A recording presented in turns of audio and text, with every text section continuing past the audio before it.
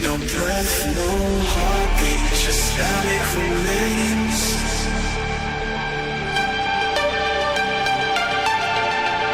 Hollow reflections, ghosts in the cold.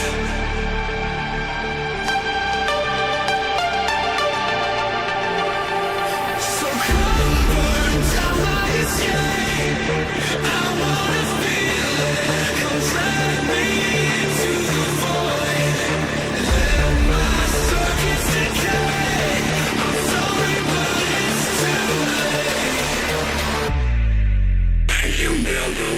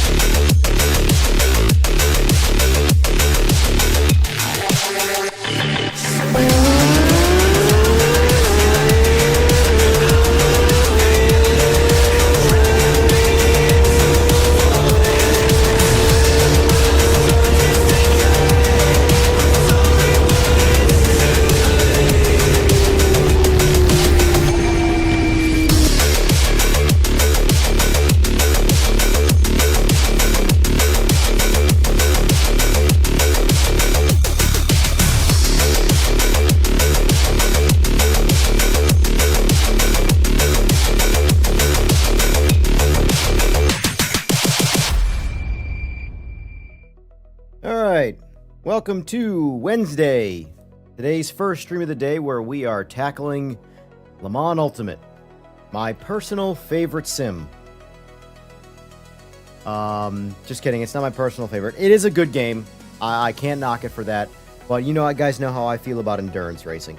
That being said though, I feel obligated to at least somewhat review changes that happen to a lot of these games that are quite popular. I do like a lot of Le Mans Ultimate from a driving standpoint, and I did find that the LMDHs or the hypercars previously, I don't want to say we're on the easier side, because I do think the cars should drive, I don't want to say easier, it's the wrong term. I think the cars should be predictable. I think the cars should be able to put down a lot of power, have a lot of grip. So, like, for example, I think Rennsport has gone way too far into the this car cannot crash direction. And then, like, you have your iRacing, where it's the opposite end of the spectrum, where cars have just no grip. And you know how I feel about tires. Tires are like a sore spot for me in sim racing, because I really feel like developers put a lot of difficulty into the tire model for the sake of creating a skill gap, rather than realism. And people hide behind, oh, it's realistic, when realistically it's harder than realism, because tires have more grip than a lot of the sims are telling you do. But that being said, today we're going to dive into Le Mans Ultimate. They only updated the tires for the hypercars, or the LMDHs, and we're going to be jumping into my tried and true Cadillac, my personal favorite LMDH, and we're going to do different tests with it. We're going to see, I think I'm going to start with like peak grip. So we're going to go into the warmest, best conditions and run a pre-warm tire.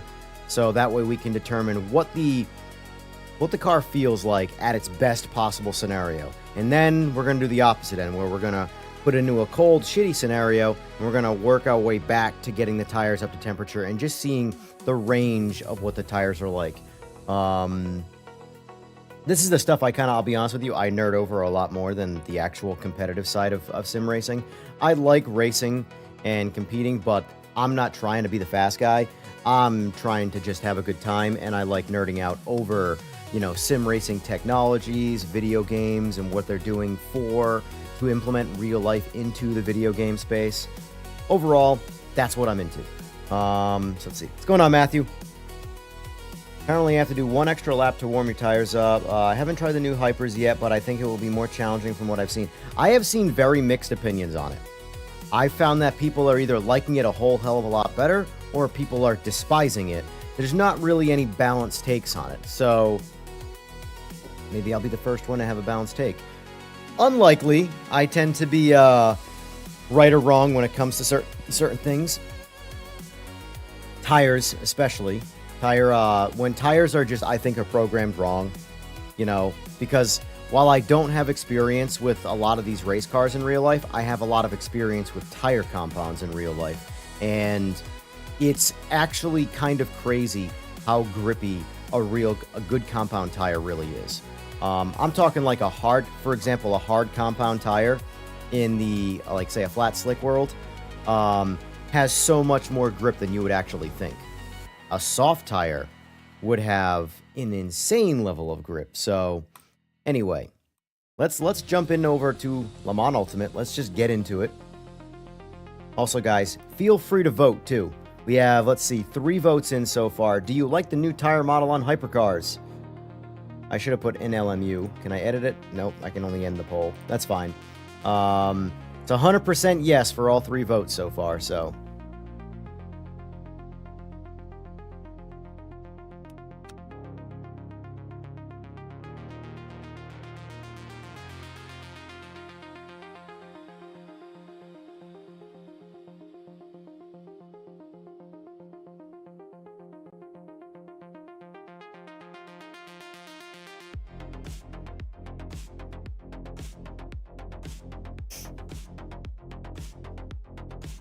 God, I can't type.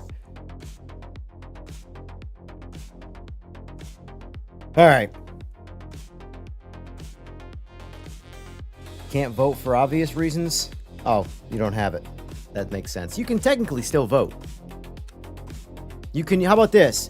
Watch the stream, see what I do, and go from there. Maybe use that as your vote. I'm also just checking out the races in case I want to jump into rank.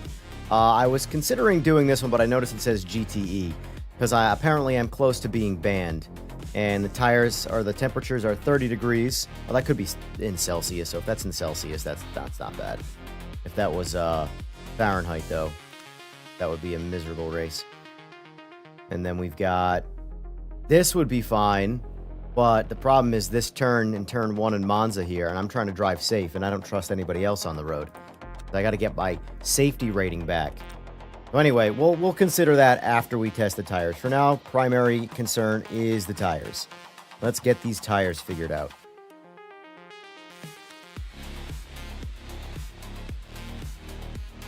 So let's see, race weekend.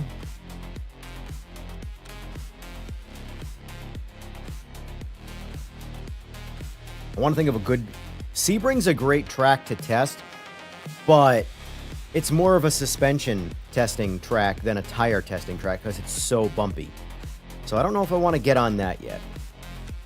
Spa's a pretty solid one. I honestly think Monza's the best. I'm not a big fan of Monza as a racetrack, but as a test track, I think Monza's a really good track because you get to really test, you know, high speed into aggressive braking and hairpin turns. Same with the chicane right here. So I think we'll start with Monza. We'll get in my Cadillac. I say mine like I own it. You know what? It's a fictional game. I own it. All right, so like I said, we're going to turn tire warmers on for now, for our first test anyway.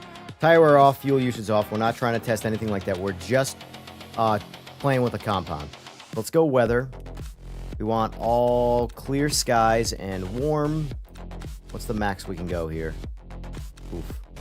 Well, we don't want to go that. Let's go 90. 90 sounds good.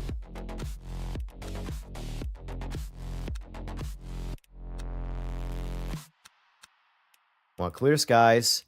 Want the tarmac to be as good as possible. Warm and saturated.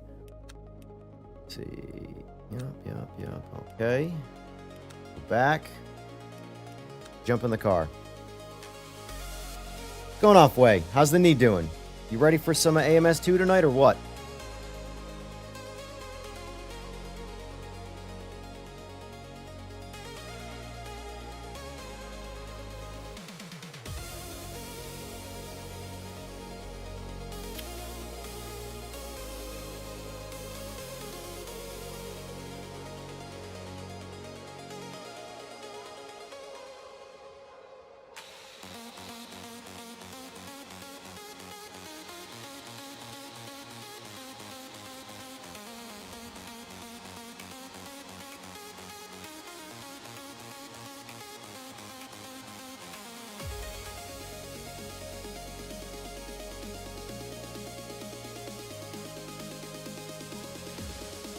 All right.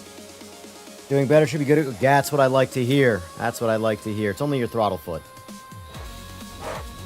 All right, let's test these tires out. So according to my, actually, you know what? I can pull it up on that too, so you guys can see it. All right, there we go. So I mean, I've got Celsius on my screen here. We're chilling at like 73, 74 Celsius temps, and then in game we're at 163. So we should be pretty good to push right off the rip and just see what these tires feel like. So here we go.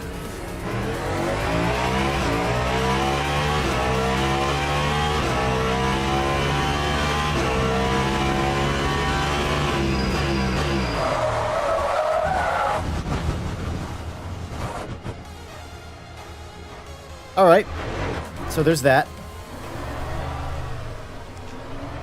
Ignore the line. The line is, yeah, you know what?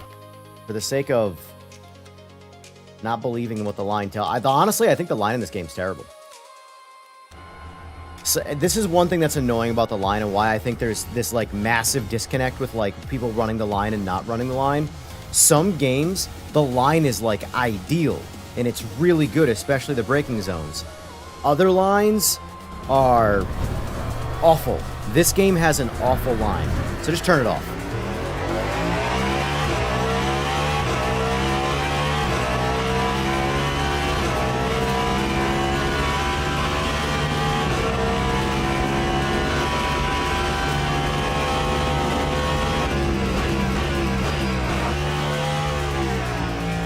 Going easy.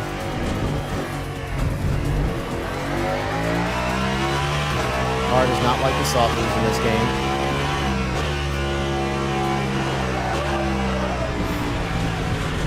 Yeah, these tires don't have a whole lot of grip, that's for damn sure. Car turns in super aggressive, I'll say that.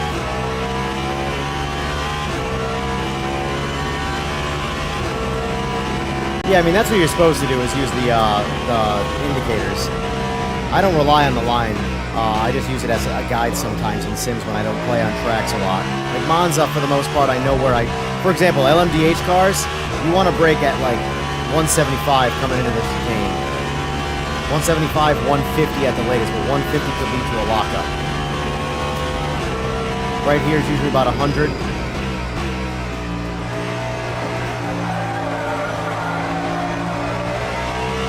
Lots of understeer right there.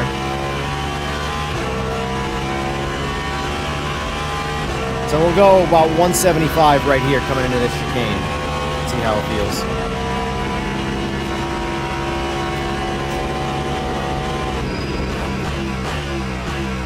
I could probably do 150 right there. Still don't like the way force feedback feels at low speed turning. The wheel gets really numb. Feels really good when you're like in it, but at very, very low speed turning, there's like nothing on the wheel.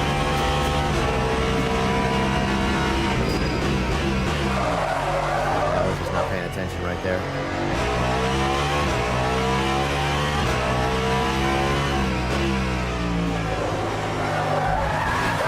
This is all right, let's do this. Let's crank up TC to max and just see what it does there.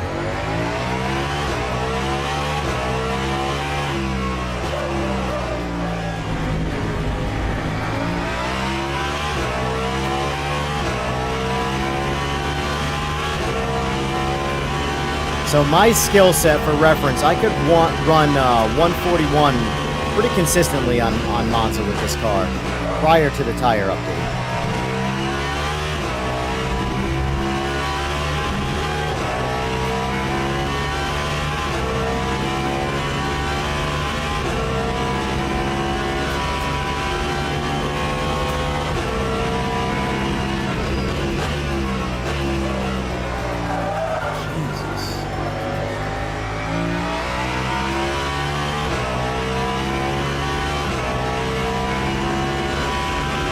I always like to test default cars though, Matthew, because that's how most people are going to play games, especially first getting into them.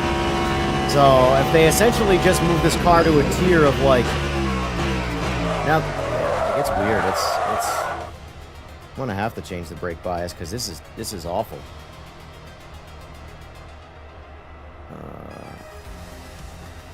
Let's go. We'll try 60/40. Might be extreme, but we're snapping the rear end. We're getting a little bit of front tire lock and then completely snapping the rear end out. So right now we should lock the front end up a little sooner, but the rear end should at least stay a little more planted.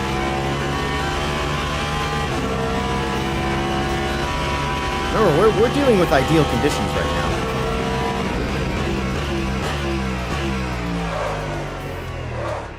Jesus Christ.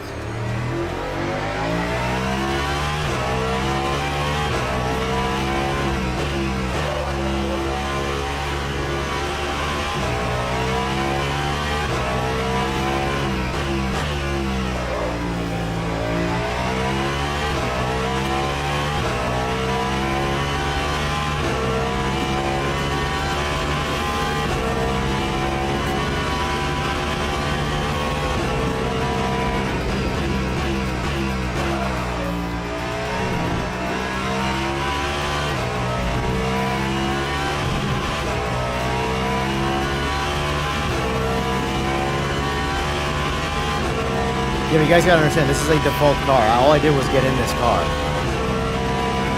If I have to build a car to do a basic lap, in my opinion, that's just not right. I don't think any time a default setup should ever be, like, undrivable. Ever. It's still a game at the end of the day. You know? Alright, let's try and complete a lap here without completely losing it. So we'll go 175 again. Feels so slow, but I went a little further last time and couldn't make the braking zone.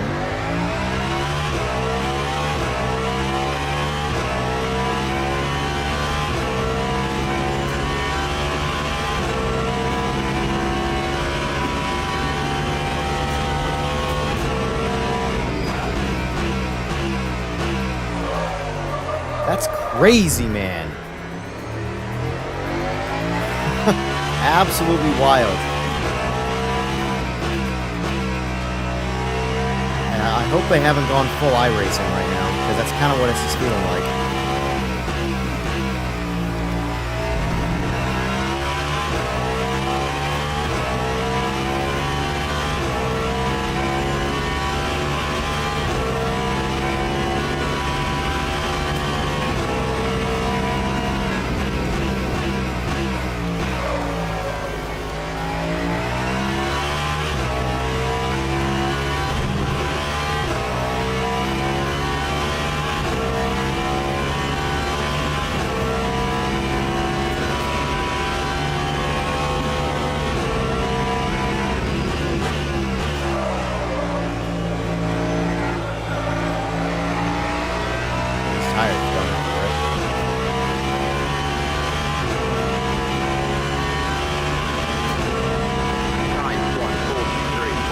So 143.5 is not the worst,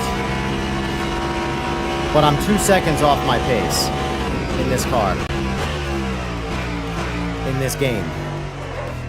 I was able to do 141s pretty consistently in this game before on this track, but now it's forcing me to stay under the limit. I will say I think the tire force feedback translates better. You feel the tires not working, but they're just not working more.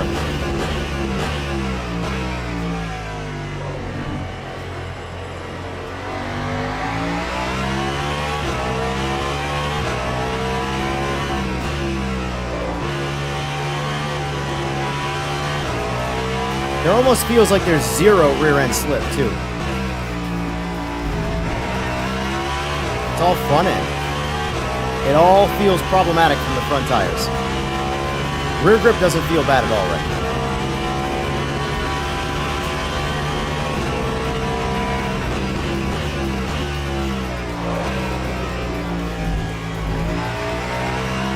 All front end grip.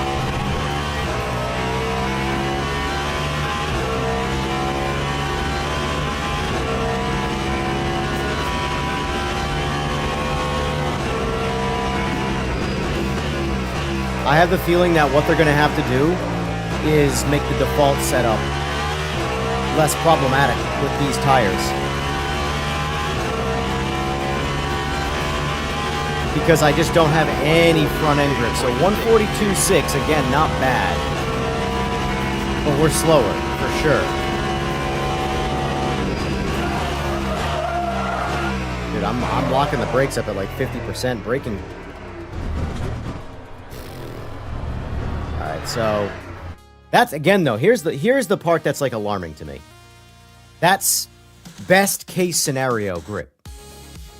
With a default car, I mean. You know? That is, we can't do anything. We can't warm the tires more. We can't run better temperatures for a track. Again, that's 90-degree clear sky temps. So let's try that again in a not-so-good condition.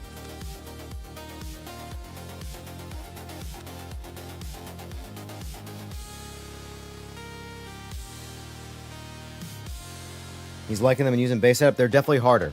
So I think the tires translate to more information, but I don't...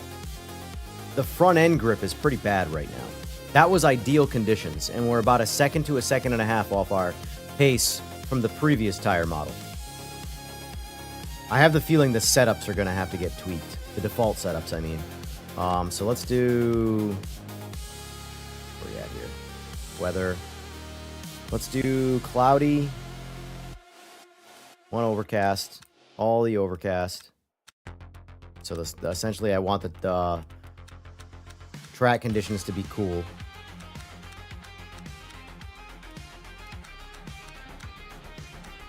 There probably is a way to do all this more simplified, but yeah.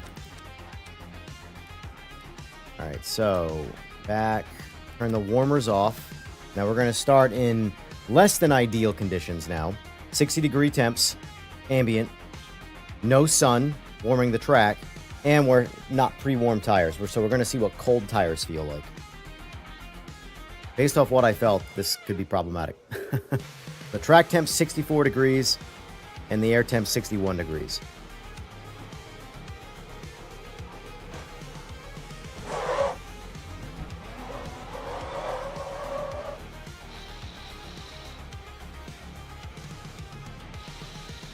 I'm sorry, what?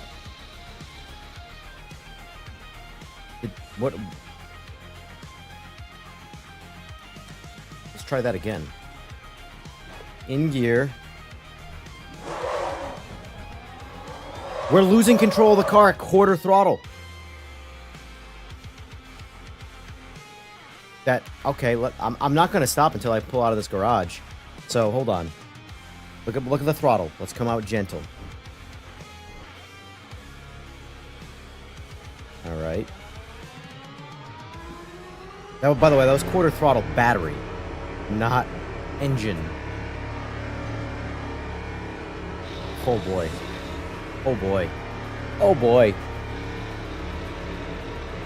Let's get out of pit lane completely before I touch the throttle again. All right, let's get over here. Let's just see how it feels. All right.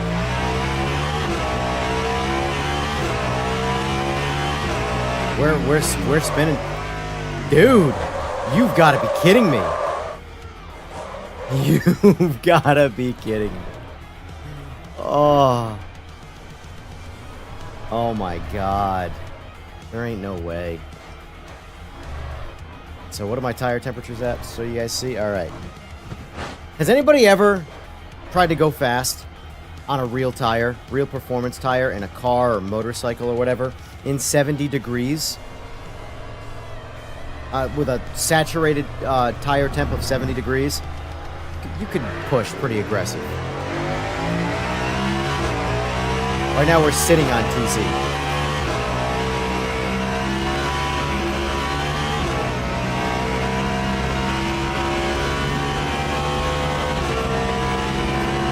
This is crazy.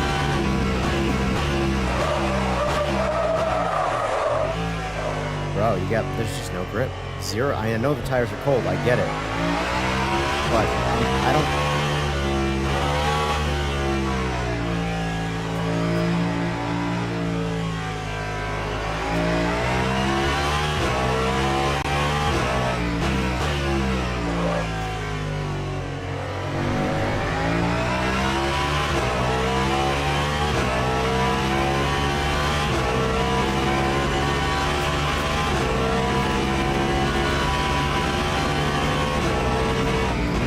100. I just don't trust these tires.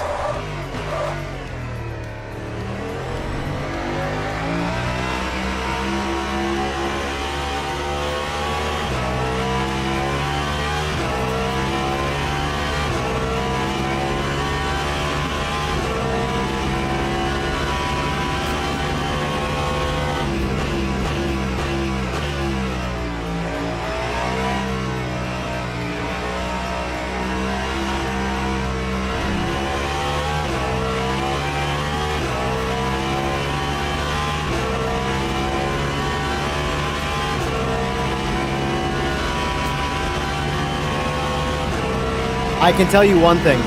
These tires are going to push a lot of people away. For sure.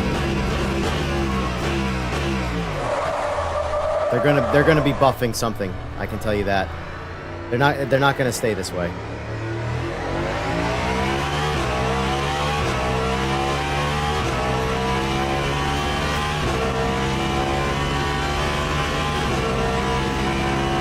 Because grip seems like it picks up quite a bit, quite quickly with tire temperature.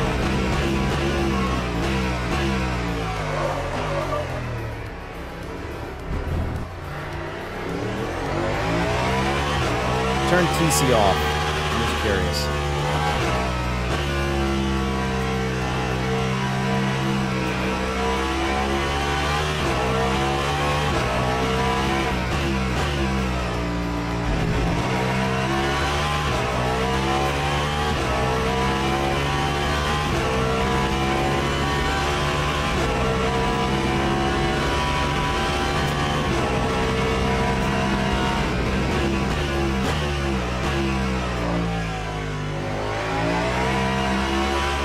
Grip's not bad as the tires get warm.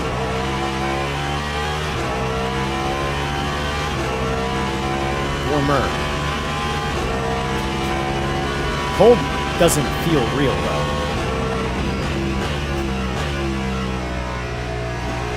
Like those pulling out of the pit, that does not seem realistic in any way whatsoever.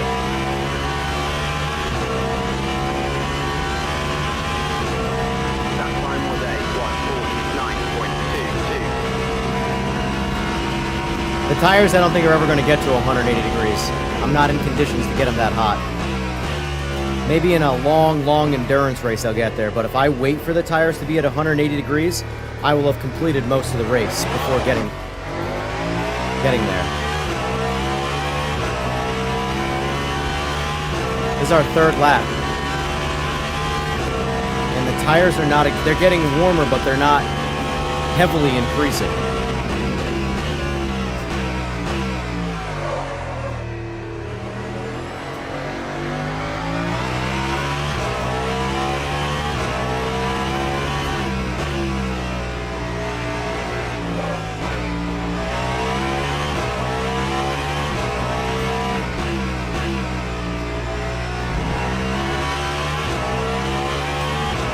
But, like, my issue is the grip increase is insane from a little bit of temperature increase.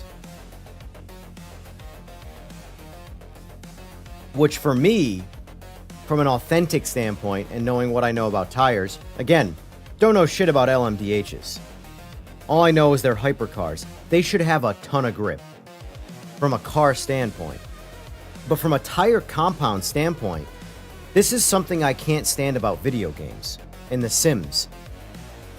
So we pulled out of the pits. The tires, while cold, were 70 degrees Fahrenheit. The game is translating a 70-degree tire like I'm literally on ice.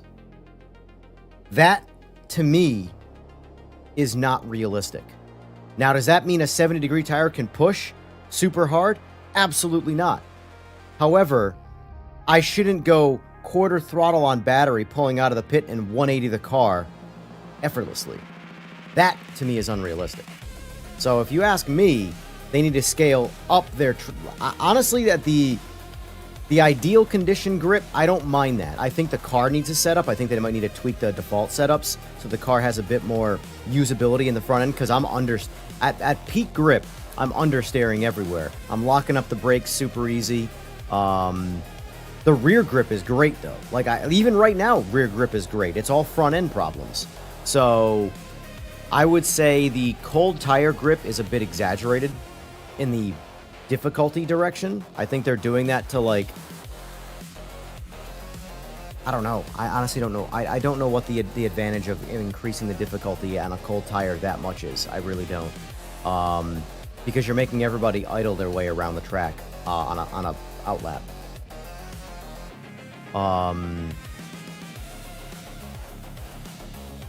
I think they're going to have to scale that up. So far, these are my initial knee-jerk reaction impressions. I think they're going to need to... I don't realize how much that red screen does until I look over there. How much it saturates everything in red.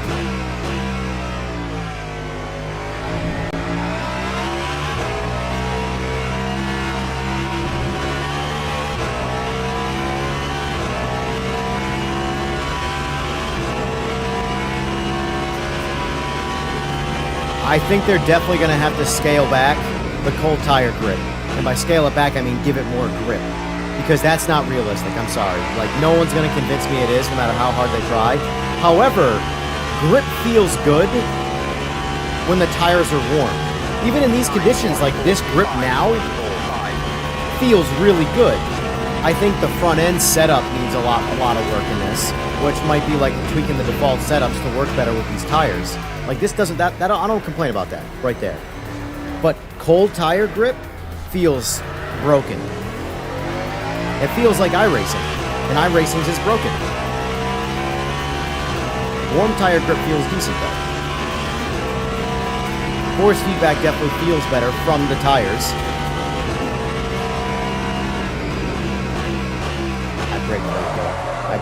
I brake right there in any LMDH. You want to brake about 150.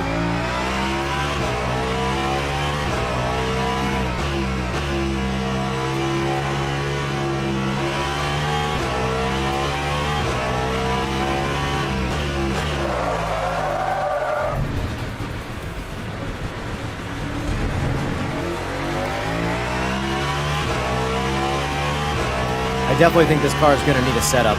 A better default setup for these tires, though.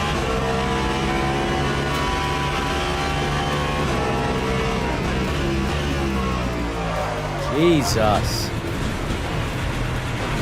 I mean, I know I'm not exactly driving very good right now, but like, where I feel like we've gotten into iRacing territory with this. Which, if you like iRacing, then you might like this. If you don't like iRacing, you might not like LMU's tires anymore. I think they're going to need to do some work on them. They need to split the difference, in my opinion, because I do think the tires were a bit too easy before. But now I think we've gone too far in the opposite direction.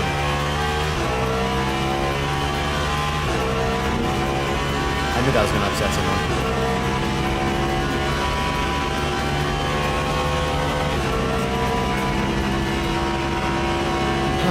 Okay.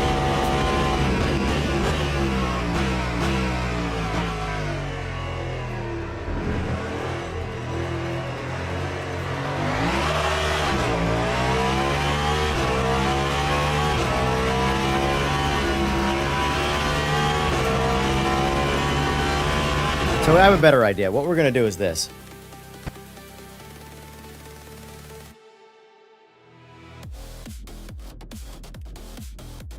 But what I'm saying, Bob, is that I disagree with the performance of the cold tires. I don't care about what the car is.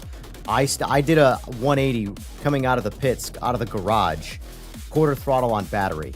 That's not realistic, I'm sorry. There's no one's going to tell me that's realistic.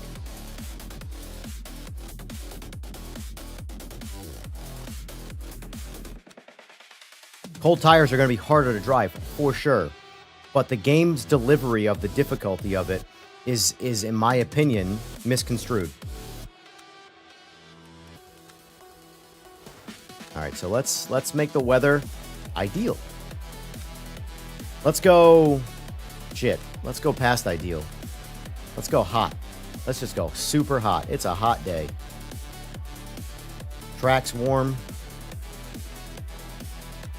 Let's see what happens. Oh, wrong way, wrong way.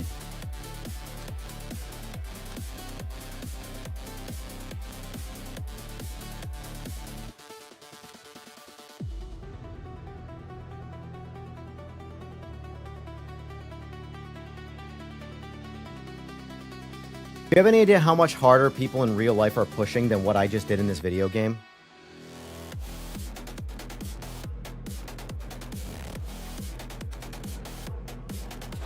All right, so tire temps are 104 degrees coming out of the pits.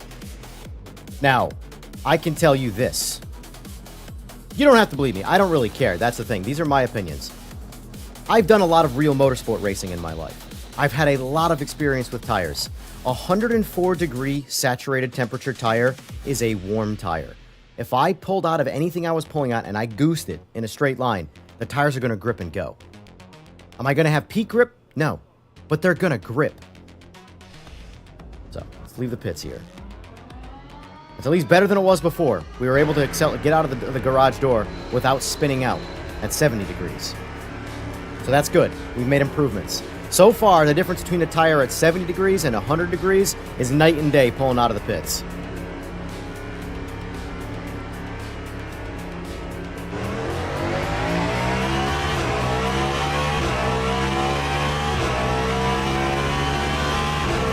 This feels more like what I would expect from a 70 degree Fahrenheit tire. Gotta drive it easy, but it's got grip. 70 degrees, guys, is not cold. Go outside at 70 degrees.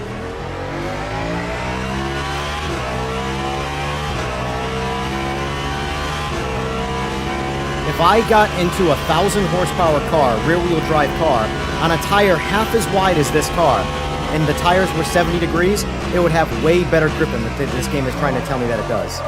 I missed the braking zone there. That's on me. That's my complaint about a lot of these sims. And my biggest complaint about iRacing. They've actually pulled me out of realism by telling me the tires have as little grip as they do. But this feels way better at starting at 100 degrees. Way better. So I think they're very, very, very aggressively scaling down grip with tire temperature. Like, very aggressively. Too aggressively. 70 degrees is not winter. 70 degrees is a normal spring day.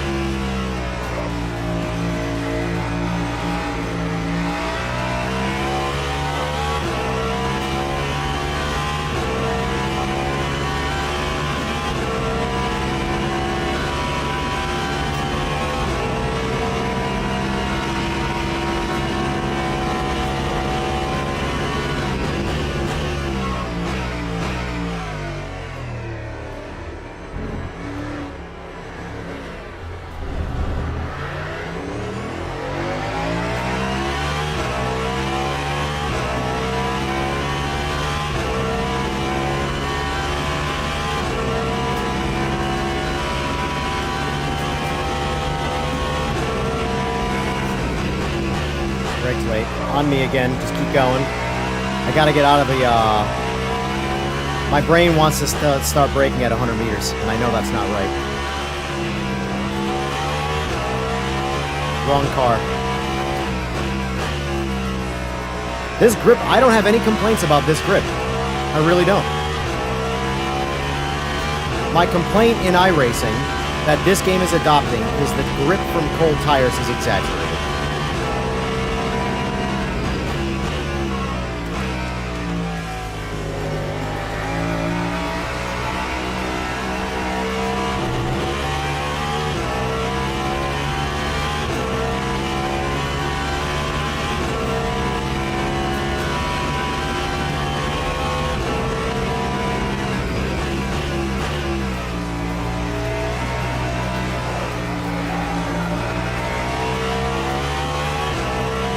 Let's try doing an actual full pay attention push lap here and see if I can get back into the 141s.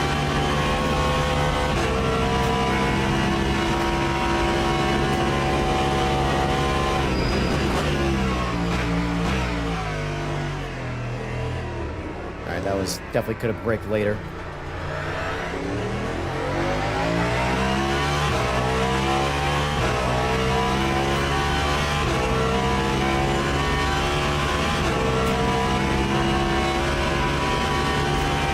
Tires in sim racing, I've learned, is a very sensitive subject. Oh, too much brake. Very sensitive subject. And the funny thing about it, too, is that nobody actually knows, but everybody's confident that they know.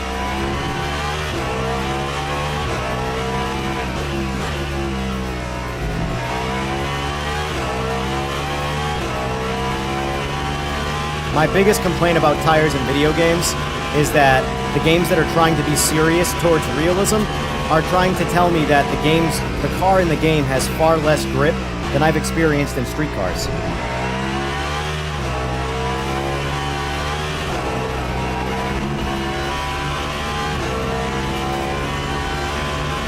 It's frustrating.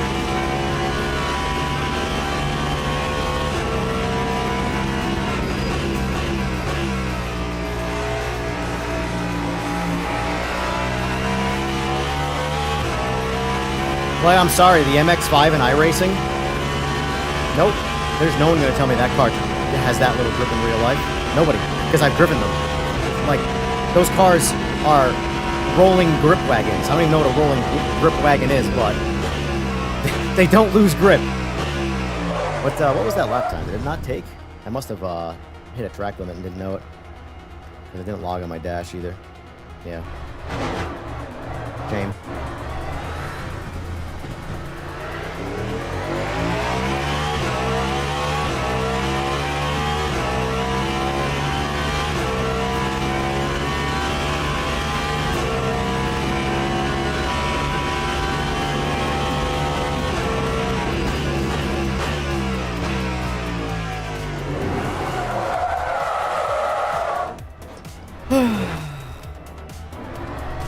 Well, this lap's already bricked anyway, so it doesn't really matter.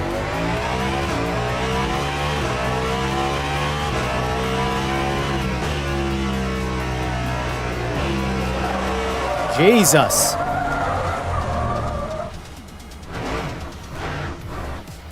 Never driven one of these cars, and I never will, but I have to assume if you do any level of downshifting while turning, they just lock the tires up. That seems to be like a very common thing across sims. If you downshift while turning in an LMDH, you are going bye-bye.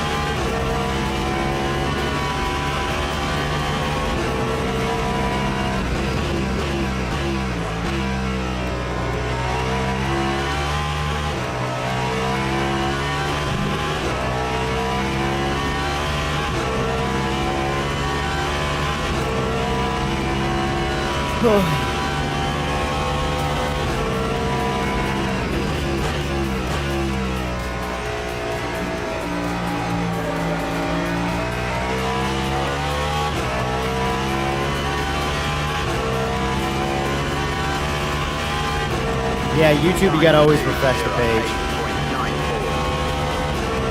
Alright, let's try an actual lap again, see if it takes.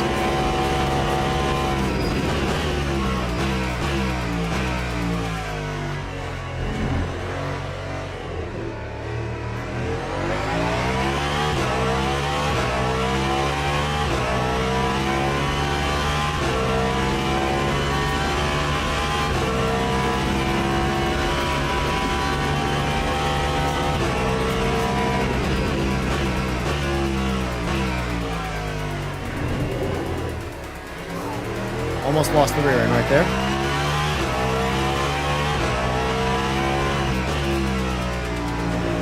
Almost did it again.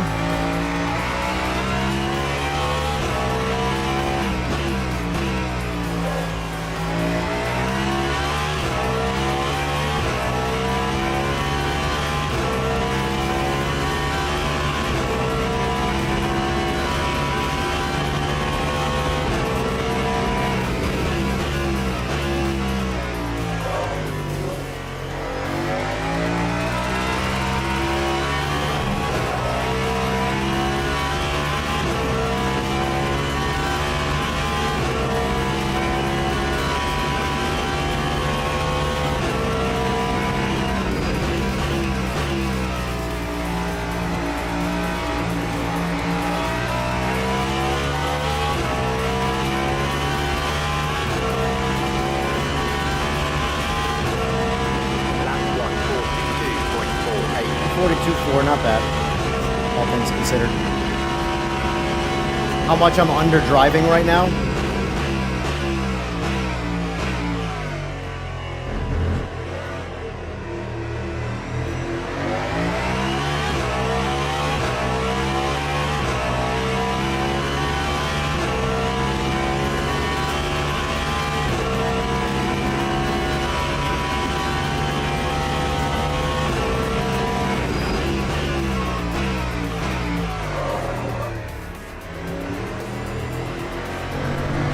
I have a feeling that with these tires, the default setups are going to want to get changed around a little bit.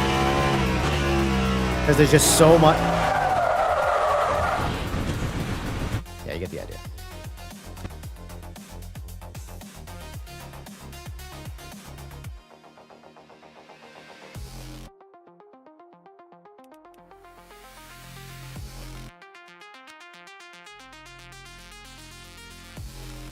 So let's see. Let's do this. Let's just have a conversation about if we think this is accurate or not. I'm gonna leave my opinion off the table. We'll go back to 60 degrees. Do full overcast, so there's no sun warming anything up.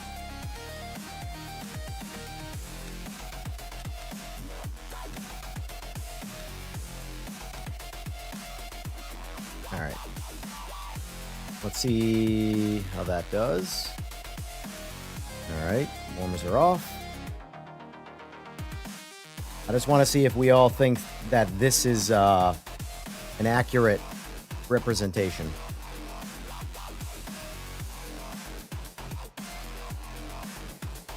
If we think it's realistic, I should say. All right, so ambient air temp is 61 degrees, which if these tires have been inside, whatever the bottom line is this, guys. The way temperatures work, everything absorbs ambient temperature if you give it enough time. So we can assume that these tires, actually, we'll just check. All right, so the tires are ambient, right? Let's pull out and see how this works. So again, I'm leaving my opinion off the table here. I'll pull out and try and leave the pits.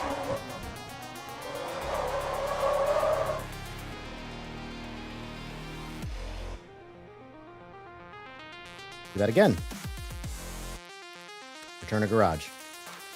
Pay attention to my throttle. In gear.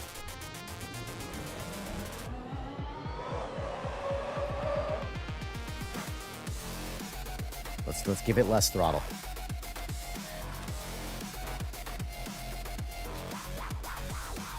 Like 1/16 throttle. All right. We're out safely. Do we feel that an ambient temperature of 60 degrees would spin out like that? Leaving my opinion off the table. What do we think?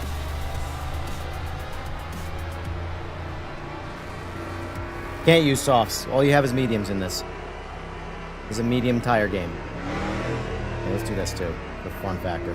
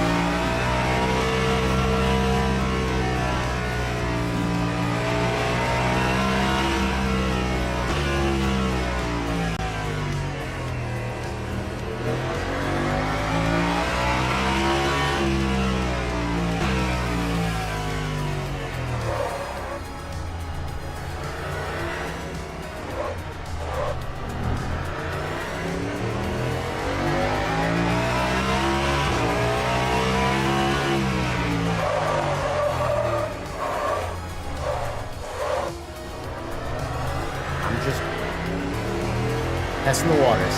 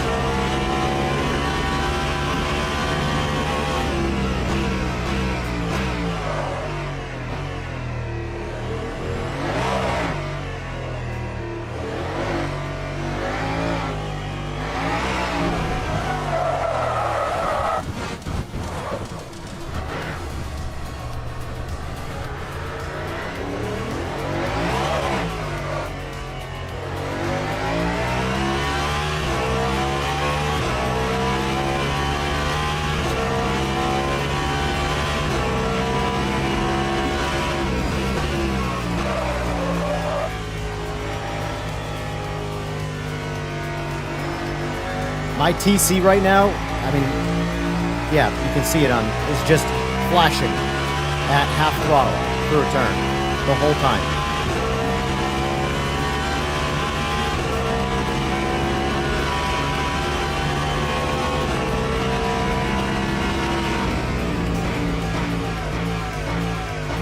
Well, like, that's what I'm saying.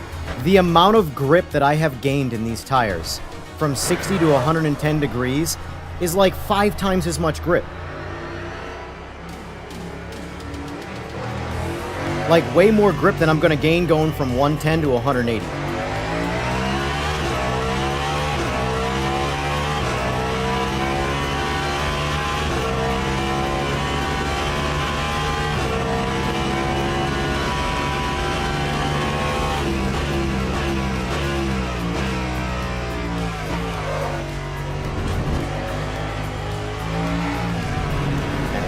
So, seeing that, what do we think? Again, my opinion's off the table. Between pulling out of the pits, the cold lap, how much grip we gained going from picking up that 50 degree or 40, 50 degrees.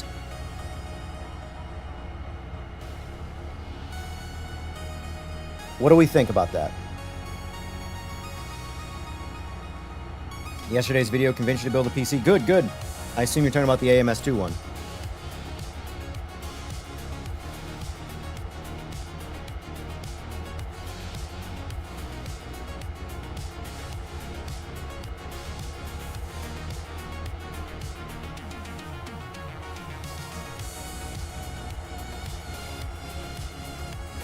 I'm just curious what everybody thinks of that.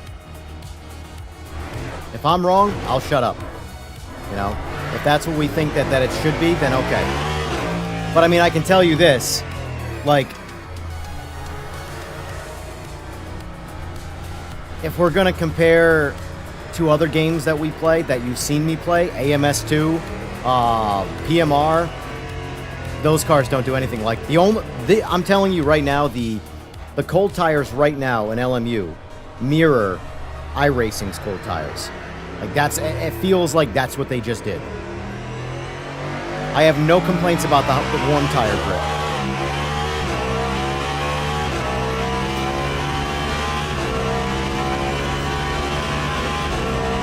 But I can tell you, cold tire grip feels exactly like iRacing's cold tire grip. Which, the fact that there's just zero of it, none of it.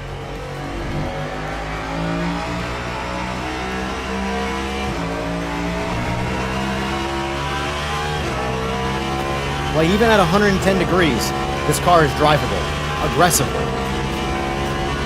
Which is way under operating temperature for the tire. But as the temperature drops below that, the tire starts to just shut off completely. I have no complaints about the grip I have right now at this tire temperature in these conditions. None. This feels fine.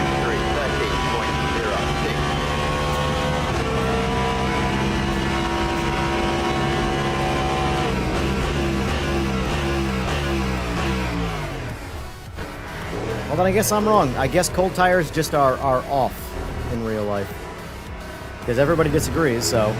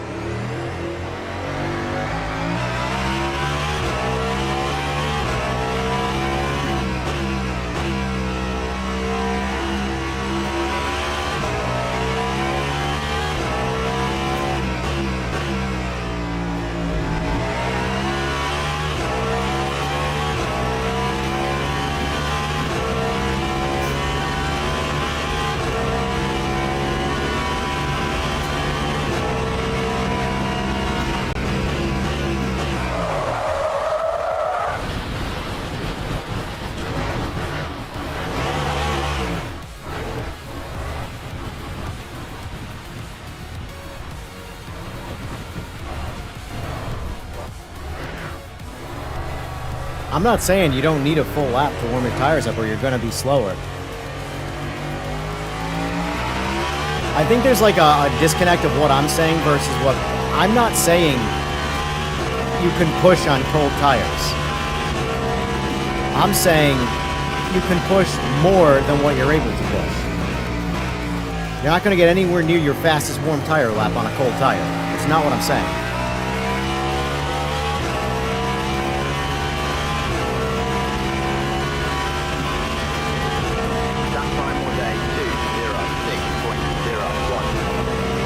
I'm saying in 60 degrees, you're not going to do donuts in the pit at near idle throttle. That's what I'm saying.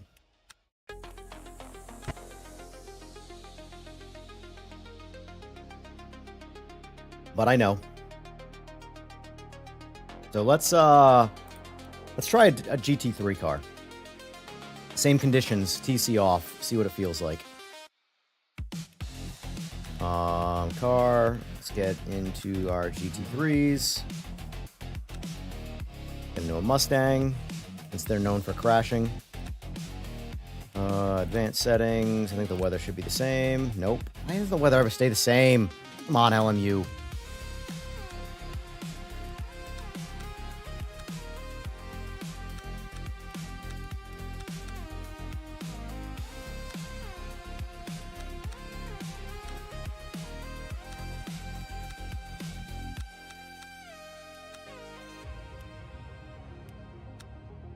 Okay. Star Race weekend.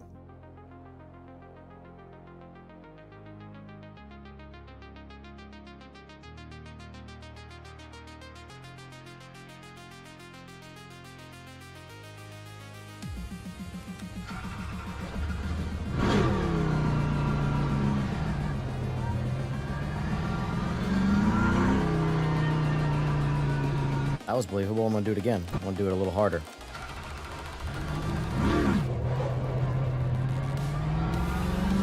TC's on though, and then again it was on in the hypercar too. So let's turn TC off and leave the garage. I just want to see what it takes to mirror what the hypercar is doing. Very little right there, but still, I mean, I was 3/4 throttle right there.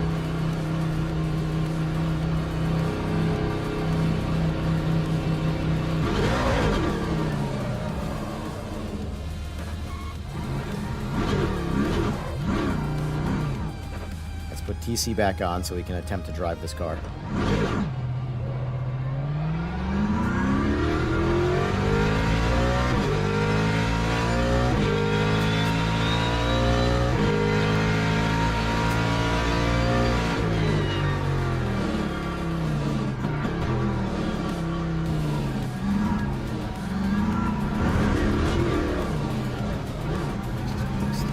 Come on. Get to the road.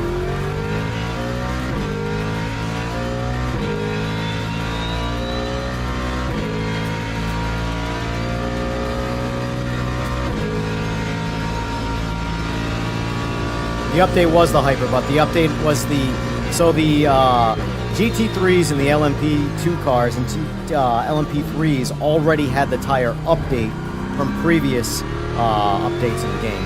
The hypercars, the LMDHs, did not have the new tires. Now they all have the same tires. Only the hypercars changed though.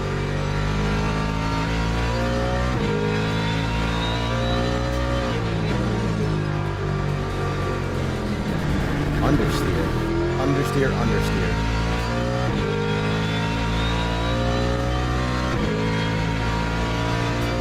LMU yes, LMU is one of the bigger ranks right now. It's one of the more popular ones.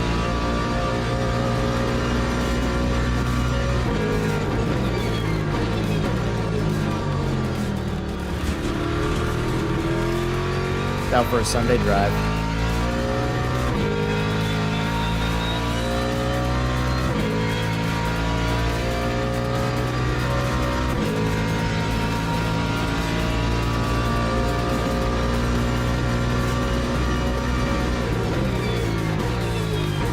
I actually think LMU and iRacing feel very similar. Very, very similar.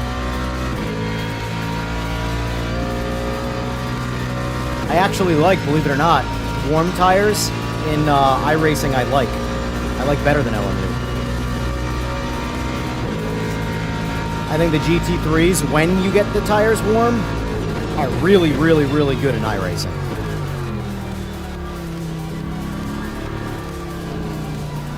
It's just getting there that can be a chore.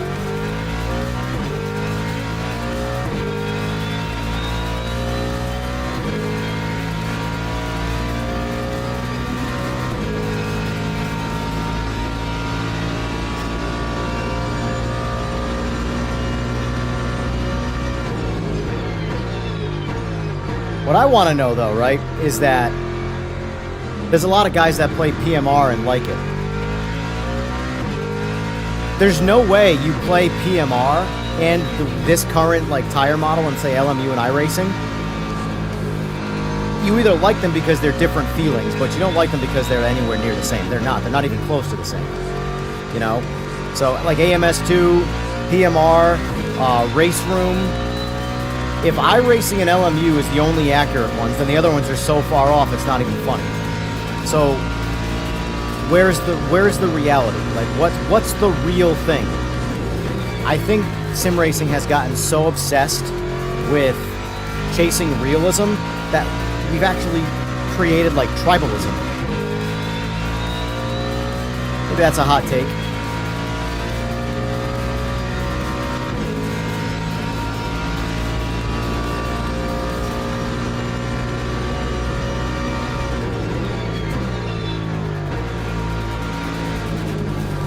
I don't remember LMU being as understeery as this though.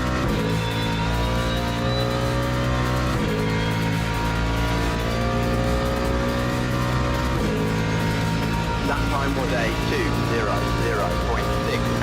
2:00.68. Here, the biggest problem is that I've learned, at least with sim racing, is that we're all forming opinions based off the opinions of other people. You know, so we're assuming that the people programming the games are using the right people to consult with to get the right information in the game, and then we're going based off of a certain person's feedback, and we always go based off of like drivers, right? But I really feel like if a sim really wants to dial in accuracy and realism, they have to consult a race team, not a person. Because I can tell you that the best drivers know the least about the cars. They're just great drivers.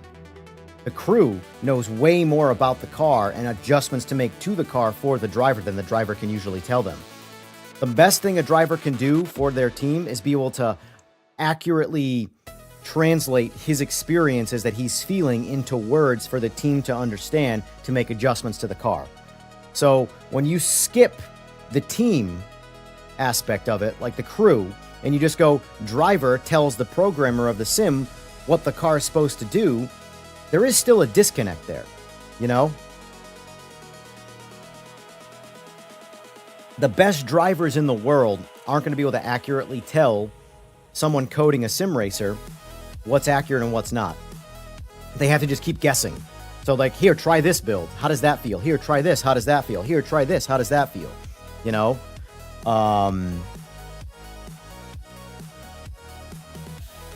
Yeah. I know most people just say I'm full of shit, and that's fine. I get it. You know? But I've just spent the better part of, from my own personal experiences, over 20 years in motorsports, different various motorsports.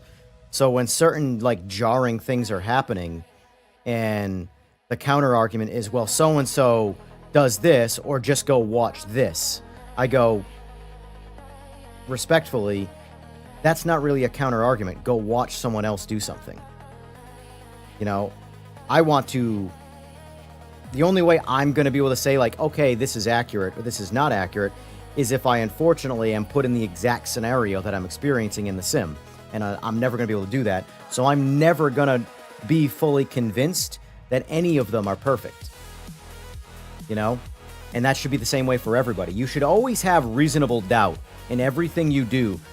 You know, you should never rely on the opinion of someone else to be like, yep, that's accurate. Mine, and this is me also saying anything I say, your own opinions or your own experiences should always trump someone else's, you know? So, for example, let's just use Fway since you were the last person to comment here. Let's just hypothetically say we have both experienced the same form of racing in the real world. We've both done this, and our experiences tell us the opposite, right? This red screen thing is killing me. Let me get off this for a second here. Get the desktop just to get some of the red to go away. This is like actually hurting my eyes. How red LMU is. So, all right. Wait, let's use this hypothetical scenario. Let's just say, I don't know. Who cares what kind of racing it is? Just know that it's the exact same racing.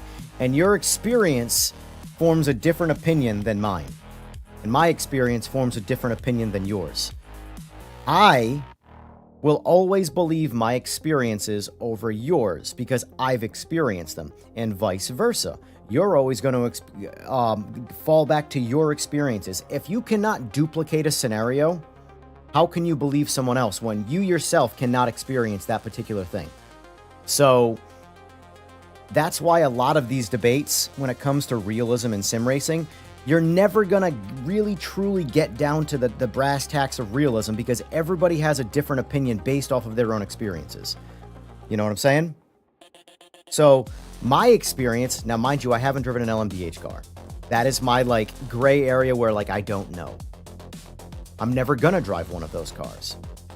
But I have driven a lot. I have been fortunate enough to drive a very, very vast variety of different cars on different tires. And a lot of the time, the cold tires that the game is telling me that this is how little grip I have, my real experiences go, I don't believe you. Because I know in real life that I'm driving cars that are inferior to the race cars that I'm racing in the sim. And they have less grip in temporal conditions, different temperature conditions, where they actually, like 70 degrees right now, to me, 70 degree, yes, is that in the raw scheme of where the tire is supposed to operate at versus 70 degrees, yes, 70 degrees is a cold tire. But I can tell you that every range of tire that I have ever experienced, from snow tire, which ironically is probably not the best example because they actually work very well in the cold, obviously, but from snow tire to drag radial to road race tire to street DOT with a competition grade tire, I mean, I've experienced a lot of tires in my life, a lot of tires. And I know the conditions it would take to have a car have so little grip that I can't even like let the clutch out because it would spin the tires. And it's not 70 degree temps. It's just not, you know? So that's my personal experience fighting me against what the sims are trying to tell me. And you have some sims where it's like way too far in one direction, where it's like you have got way too much grip and it's, again, not believable. And then you have, again, I don't disagree with LMU and iRacing from an operating, like from a peak grip standpoint. I think that's actually fairly accurate and they feel real to me. But I literally get pulled out of the game during some of the cold tire stuff where it's like, this feels like forced difficulty. It feels like I'm playing, you know, another version of like a Souls-like game where difficulty is the challenge, not realism. Difficulty, and they call difficulty realism to create a skill gap, and people just eat it up because, oh, well, they're the professionals. So-and-so, you know, who races a car says that that's accurate, you know? Anyway, I'm just rambling here. I know people are going to disagree, and that's fine. Guess what, guys? It's totally fine to disagree. No one's right or wrong when it comes to disagreeing.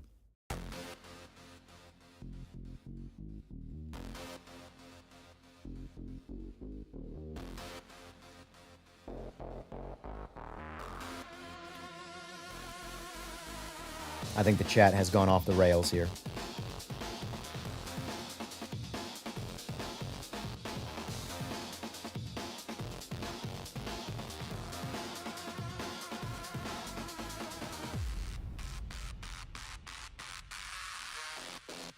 Let me ask you this, chat. from a feedback standpoint, what would we say a cold tire is? Like a temperature. What would we all agree that a tire is too cold to function properly? Or function at all, really? What is that temperature? What do we think the point where the rubber hardens up and just shuts off until it's warm again? Because all of these, here's the thing. All of these sims, even LMU and iRacing with their cold tires right now, can be fun if you just accept it and get used to it and play it. But it's the realism conversation. Everything's hidden behind realism. Everybody says their shit's the most realistic thing. Hell, even Gran Turismo 7, the real driving simulator. 65 degrees Fahrenheit. So you, in your opinion then, Oil Slick, would you say tires have what level of grip under 65 degrees? Would you say they have 0 grip? 50% grip? What would you say?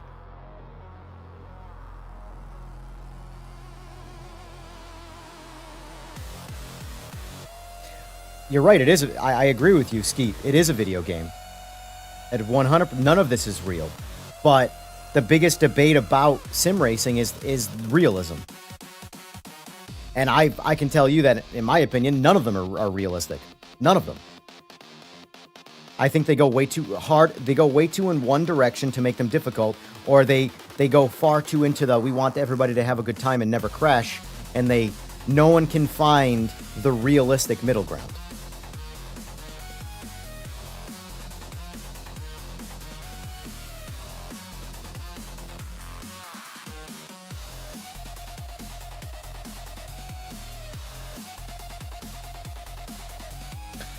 Because my experience tells me that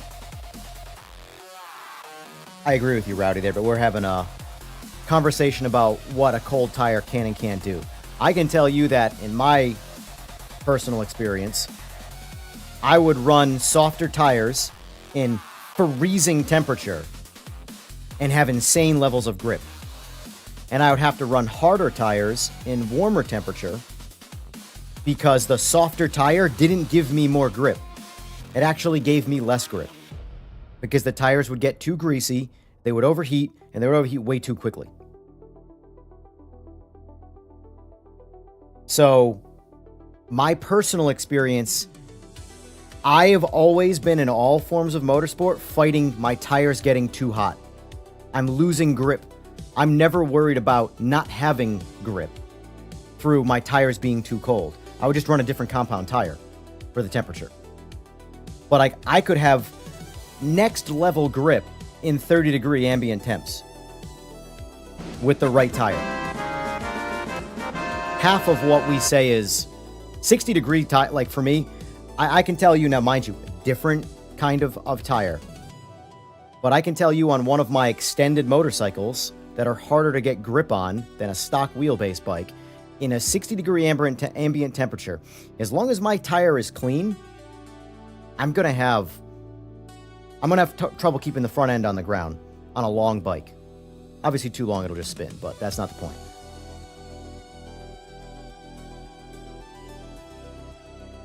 Cold tires in real life aren't like you're driving on a frozen pond. I mean, the problem is that no one's ever going to be able to drive the cars, and everyone's going to be reliant on words from other people, which, and respectfully to everybody, unless you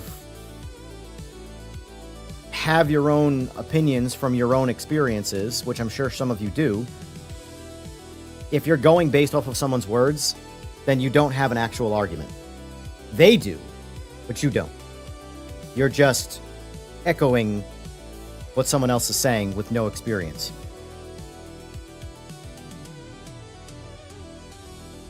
Yeah, but what is tiptoeing? Oil Slick. What is tiptoeing? Until we drive a scenario like that, we don't know what the actual throttle is. We don't know what they're doing by comparison to what the sim is telling me. You saw what just happened to me pulling out of the garage at 1/8 throttle, barely touching it with traction control on. The car did a 180, leaving the garage. On a 60-degree ambient tire. I do not believe you. Period.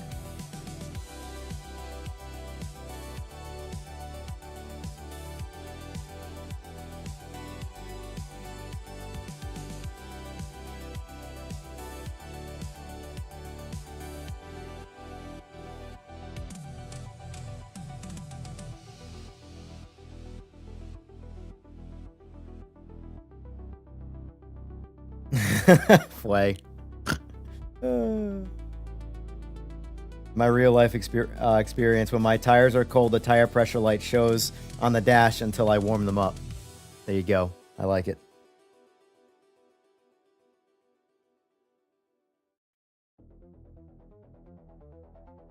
Well, the reality is, guys, at the end of the day, I'm one person with one opinion. Go drive LMU right now and let me know if you think cold tires are right. I think they've gone too far in the direction of difficulty, and they've shied away from realistic.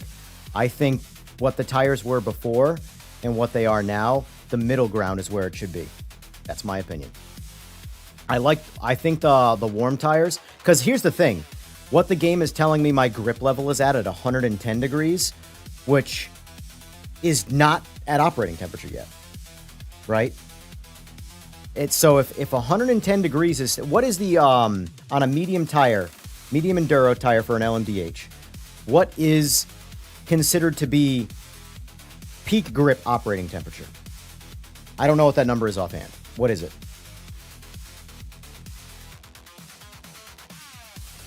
I think someone before said 180 degrees. I don't know if that's right or wrong or not.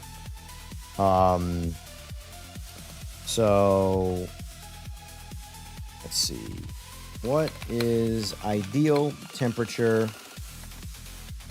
for a WEC LMDH?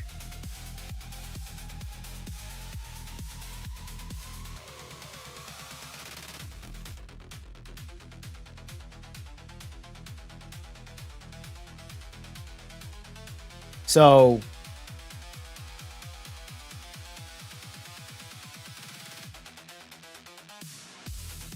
the working range, this is a Google, mind you, is 54 to 93 C, or 130 degrees to 200 degrees.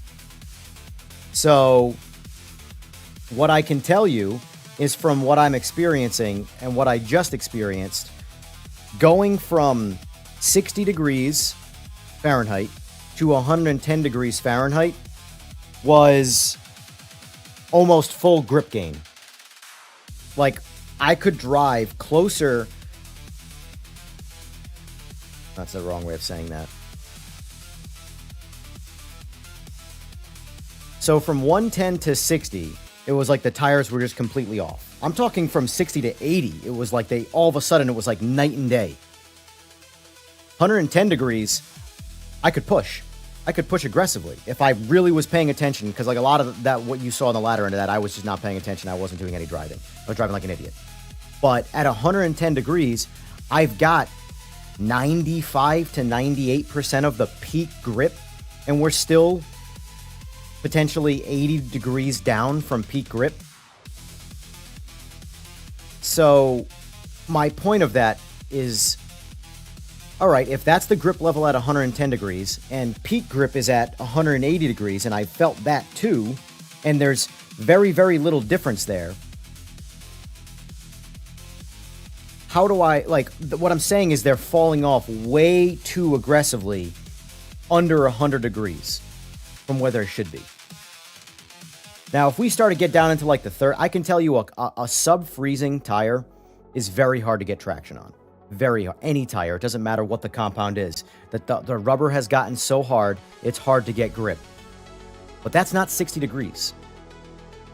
If I put any competition tire on a street car that was 60 degrees, I'm going to have most of my grip until I get it to the operating temperature, and then I'll have more grip. But if I approach 30 degrees or sub-freezing temperatures, then my tires start to shut off no matter what the tire is. The compound is almost irrelevant. I'd have to warm the tire up. So, for me, in my experience, what I just felt in LMU, I think the grip fall off as the tires get cold is too aggressive under 100 degrees. I think 60 degrees should feel more like the way 85, 90 degrees felt. And then 60 degrees felt like the tire was 30 degrees, in my opinion. I can't move the car. Like, I literally cannot touch the throttle. Like, I was in third gear. Just touch the throttle, it goes blap. That's what a sub-freezing compound feels like. Not 60 degrees.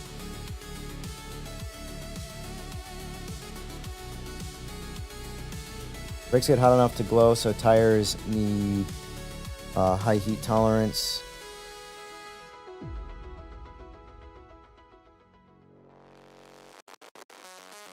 I'm just referring to tire temperature, though. We're not talking about how the tires get warm or anything like that. I'm talking about strictly how the compound works on the road at its certain temperature. And I think the grip level at what the game is telling me is 60 degrees is too aggressive. Honestly, guys, just go play it. Just go play it. I experience how much more grip you gain with very, very little temperature increase. From 60 to 85 degrees is night and day. From 60 to 110 degrees is you went from zero traction where you have to coast around the track to I can push. And it doesn't continue to scale like that. You get a very, very, very little amount of grip, which I agree with, by the way. I don't think you're going to gain a lot of grip from 110 to 180. Maybe I'm wrong there, but that's what my personal life experience tells me. However, the scaling down of the cold tires feels too aggressive, my opinion. But if you guys have LMU, go try it for yourself.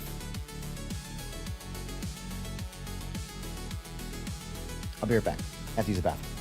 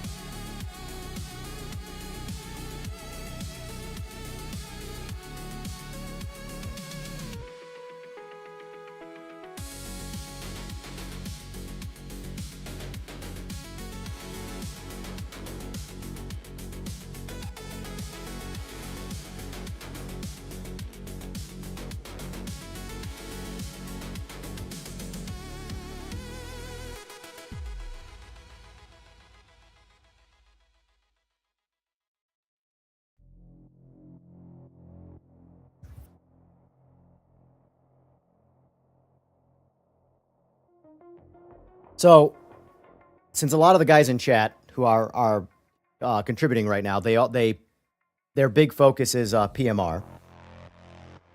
If you guys have the ability to play LMU and PMR, what do we think of the LMDH traction, cold and warm, in PMR? Do we think that's accurate? Do we think it's way off the pace? What do we think? Because I'll jump into that right now and do a back-to-back comparison. I'm just going to jump into PMR. Fire that up and do the same things we just did compared to LMU. And these cars, by the way, are way more problematic in PMR than they are in LMU, from like just an in general standpoint. But our focus here is primarily tire grip, not all the other things, you know?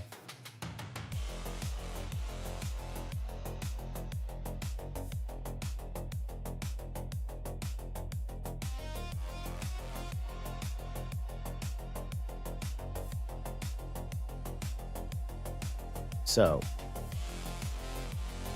where are we at here? Single player, race weekend, getting into some Limdahuz cars. All right, let's get in the Cadillac. Get in the blue one. That's our thumbnail. Monza. All right, we want winter We want to try and see. I don't know what I wish. This is one thing I do hope gets better in LMU. In PMR as well. I know that we're setting the conditions right now, but I'd prefer to be able to set like an actual temperature, like winter hot. I want to say winter hot might be right. I don't know, offhand. And then let's turn off tire warm, pre-warm. I mean. All right, tire pre-warm is off. Set that. All right, let's go out and drive this car and see how it compares to LMU from purely a grip standpoint, not a handling or because this car's got a whole lot of problems. I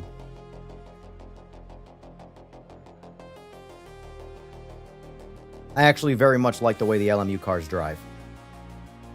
They're much more predictable. Yeah, you still have the same downshifting issues where you can snap the tires and lock them up and spin the rear end out. But that just comes down to learning how to drive the cars. I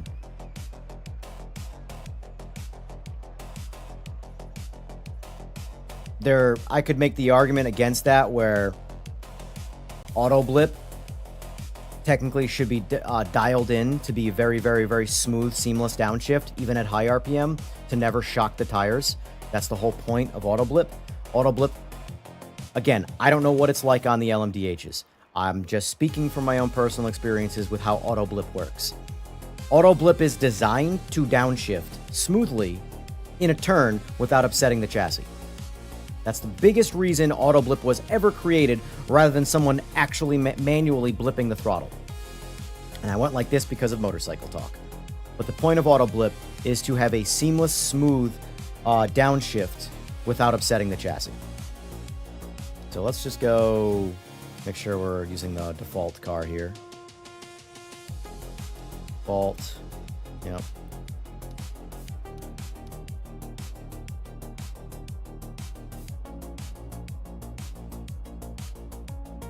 Appreciate that, Fway. Look forward to racing you. All right, so let's see. Let's turn TC off. See how our grip compares. Now we're at, so hold on. I just want to see. I forgot to look. Might have to get back out of the car. Come on, return to pit. All right, so we're actually too cold right now, guys. If we're trying to get to 60 degrees, we're at 42. So tires are at 45. Now, mind you, we had TC on with cold tires.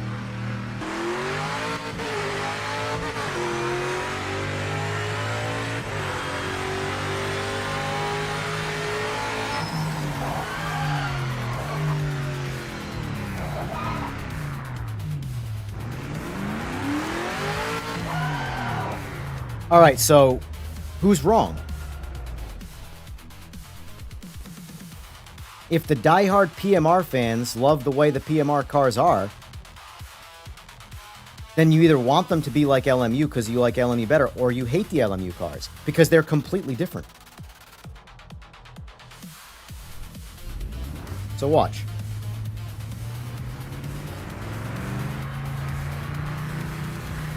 I'm in first gear, no TC, tires at 65 degrees.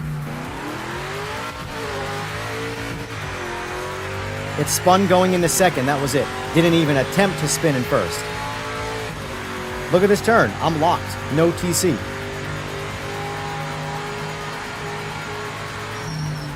I'd have crashed 72 times right there in iRacing and LMU. Trying to do what I just did. So if you like LMU, then you hate this. If you like this, you hate LMU, or at least if we're talking in terms of realism. Not necessarily having fun. You might be able to enjoy both if you want different experiences. But I can absolutely tell you, they are not even close to the same from a grip standpoint. So, whose is more realistic?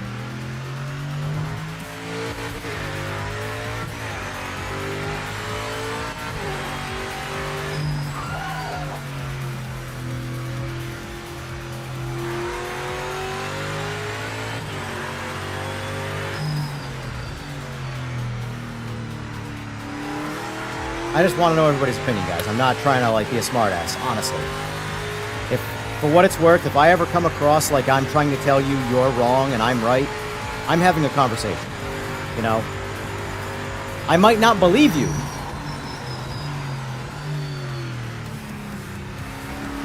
But I know you don't believe me either, so we're on the same page, you know?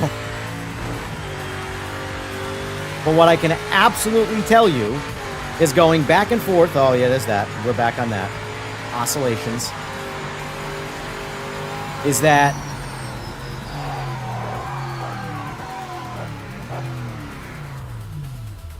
we have completely different experiences here. So let's do this. Let's quit.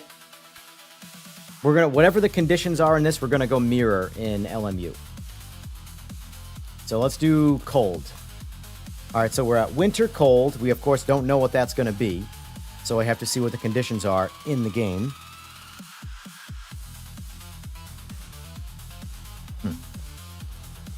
All right, so we're at 36 degrees Fahrenheit, right? I hope all you guys are still watching. 36 degrees Fahrenheit, ambient temp. Track temp is 36 degrees. Let's get in the car. Tires are 38 degrees, so we're ambient temperature because that's what tires are always going to be. Without a warmer, tires, all material is always going to absorb ambient temperature. So, TC is off. Let's pull out of the pits and see what it feels like. Okay.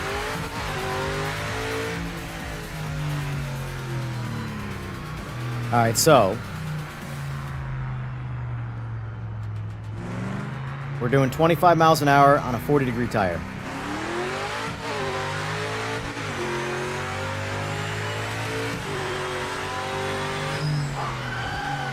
Now, I can tell you, for the opposite reason, I don't believe that either. I know what a tire would work like there, and it wouldn't. It would want to spin. So, we have polar opposite experiences here.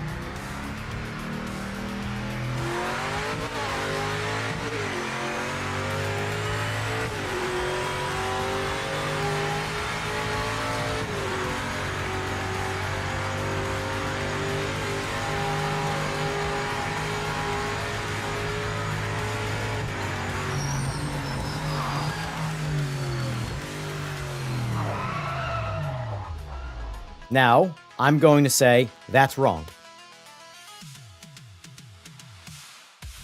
I'm going to go ahead and say that experience right there, from, again, my personal experience, that is wrong for the opposite reason. We had barely any tire slip whatsoever there, at least in a straight line. And we're going to stick to straight line stuff, by the way, guys, because I commonly get discredited on tire knowledge because most of my racing came from really aggressive straight line stuff. So we're going to stick to straight line stuff. Now let's go back into LMU. Fire that bad boy back up.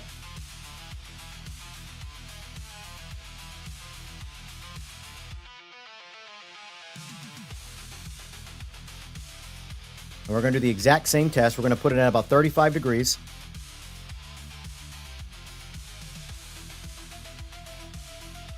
I mean, I already know what's going to happen, and I'm sure some of you do too. But for the sake of having it on screen back to back,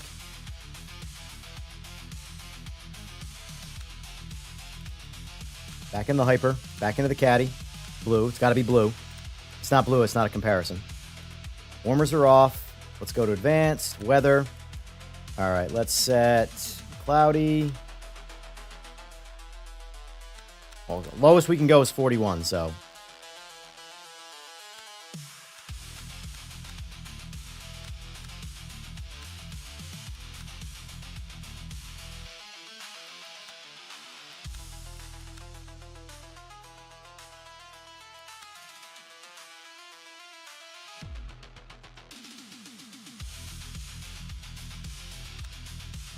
So now we're going to do this.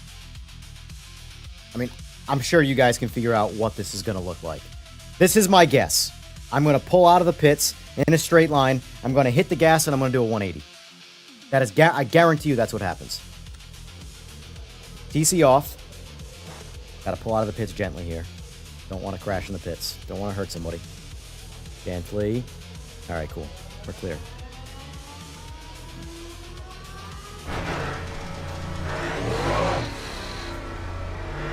Amati.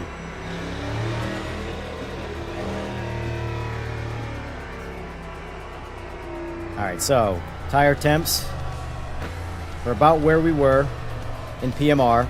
Roll to about 25 miles an hour, and we're just going to stuff the throttle. I already know what's coming, but I think you guys can guess.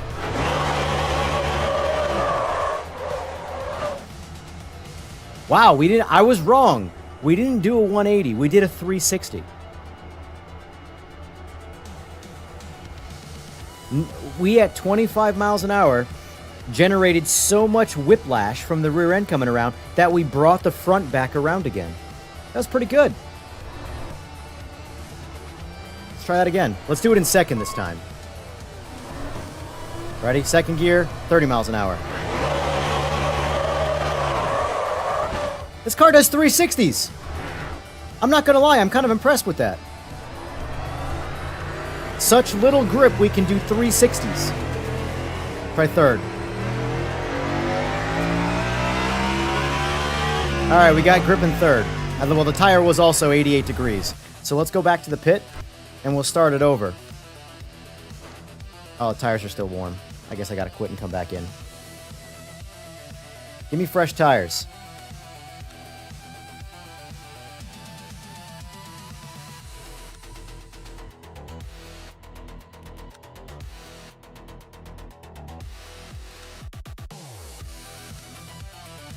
I know everybody wants to like their sim, and they want to like sort of glaze their sim, but you have to hold these games accountable if you want true realism. I don't think neither of these experiences to me are authentic for polar opposite reasons. One has literally zero grip. Now, I fully would expect a 40-degree tire pulling out of the pits, flooring it in first gear to completely blow the tires off with no TC. 100% believe that. Not saying that's wrong whatsoever. But it's the front end coming back around again. That should show you that the entire grip level is built into the entire car. So they have tuning to do. And you have to hold... If you just say this is great, they'll never change it. And it will have its problems. You have to hold these guys accountable all the time. Why is our temperatures... Oh, of course, it reset the weather. This shit's annoying, by the way. You can't jump right back in. It doesn't save your previous settings. You gotta set them all over again.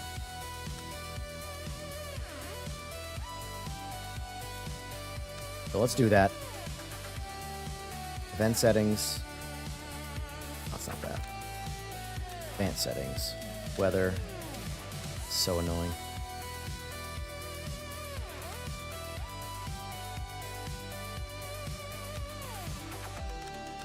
By the way, did 15... I'm telling you, AMS2 is the sim right now. AMS2 is the sim. It has its problems. They all do. But as a general experience from top to bottom, AMS2, man, it's hard to contend with. By the way, Eagles, whenever you're ready, I will happily switch up. All right, so...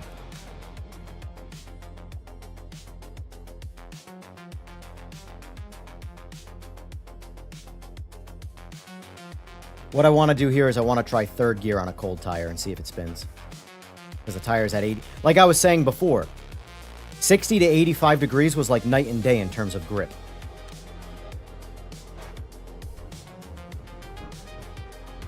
Oh.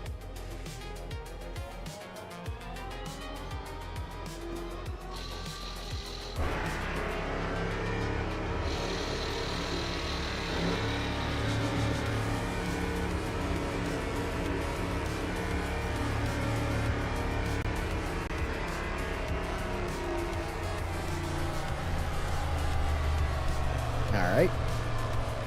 So third gear. Let's see if we get grip when I floor it in third with a cold tire.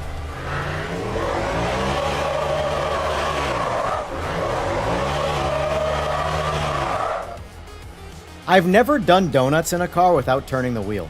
That's a unique experience. Well, look at our tires, though. They're pretty warm now. That's accurate. Do a burnout and get your tires warm. Look at that, they work!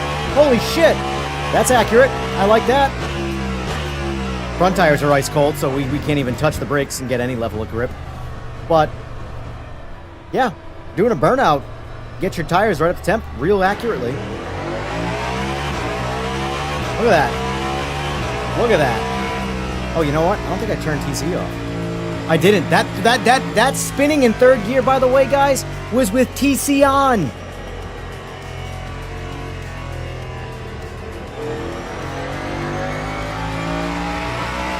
So that tells me one of two things, guys. Seriously. I know it's sometimes painful to agree with me, but if I had TC on, the car was in third gear and the tires were cold, right? Which we know it's going to spin. We know that's going to happen. Why isn't the TC working? Now, guys, for what it's worth from a professional level, this is what I do. I tune. ECU tuning. Especially on standalone ECUs, Motex, Max ECUs, you name it. Their traction control systems are so damn intuitive. I promise you they are better than any human. Max Verstappen cannot touch a Motec. Period. It's an algorithm that is so much more advanced than the brain can react to anything in real life. It's why they got rid of them in F1. Why there's no ABS in TC. Because the shit is so damn good. The best driver in the world would massively benefit from it. So my point is, if I get in an LMDH car and I crank up the ECU's management systems to not let the tire spin, the second that tire starts to spin, it will cut the amount of power needed to stop those tires from spinning. And it will do it 10 out of 10 times, especially in a straight line. I promise you. I am not lying. Take my word for that. ECUs are insane, what they can do. And right there with TC on, the game just told me I could do a 360 in third gear at 30 miles an hour by just flooring it. The tires spun the whole time. Onto the limiter. TC doesn't work.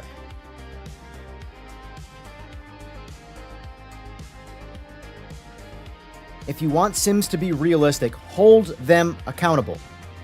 We can all make debates about what a tire should do and what temperature, but I can promise you,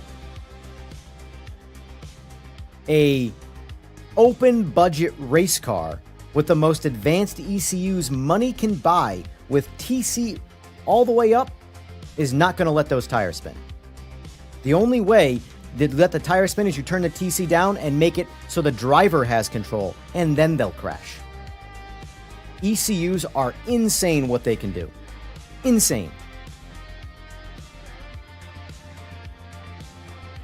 If you wanted to, you could take the driver out of a car and have it run purely off of an ECU with the right sensory around the car, and it will beat a human 10 out of 10 times. Humans are always the flaw in a system. Always. Why do you think in all the movies, the first thing once an AI becomes sentient does is get rid of all the humans? Because they're the problem. I don't want to go too far down that rabbit hole. But so this is my honest take on LMU's new tires, since that was the whole point of this stream in the first place. Warm tires feel good. I think the cars are going to need some. Now, anybody who plays this game religiously won't care because they're going to tweak the cars their own way. But I do think the default setups of the cars need a little bit more setup to promote less understeer. Because right now, if you just get in one of these cars when the tires are at operating temperature, understeer is the problem. They really push the nose off track. The rear is really locked down really well. You can snap the rear out by downshifting too aggressively, things like that. But for the most part, if we're going to go from a pure driving standpoint of the car, navigating turns, it wants to understeer before it oversteers. So the setups, I think, the default setups, I think, are going to want to get tweaked. But overall, I think what the tires are translating into force feedback when they're warm and how they grip in general feels really good. I think it's better than iRacing in that sense. Cold tires feel just like iRacing, where you get down to a certain temperature and then the tires just seem like they scale down too quickly, too aggressively, and they shut off. Completely shut off. So either one of two things are happening right there with that last test. TC is not working correctly in them, or the tires aren't working correctly, and even TC can't stop the tires from spinning. They're so useless. So one of those things is wrong, if not both. But in my experience with the sim stuff, it's usually the tires. The tires need adjusting on the coating side of things. What do we think? Do we think I'm full of shit? What's the conclusion?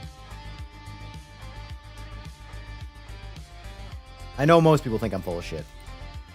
And I accept that. We can do that. We'll do the exact same test. I'll turn traction control to literal max and see if I can spin in third gear on a cold tire.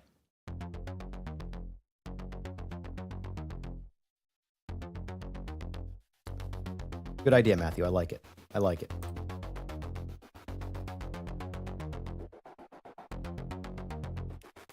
I will say, though, this is what worries me. Let's just say, hypothetically, right now, in this test, we turn TC all the way to max. On a cold tire, we put the car in third gear and we floor it, and the car spins out like it does at 360 again. If anybody truly believes that that is the way it should be, then these sims are never going to be realistic. Because just by the way TC works on its own, that shouldn't happen. Ignoring the temperature of the tire should not matter. By the way the system works, the temperature of the tire should not matter. The ECU is so sophisticated that if you have TC as sensitive and intuitive as it possibly can be, you'll just never put power down. You'll never accelerate, you'll never be fast, but the car's never going to spin the tires. It just won't put any power down.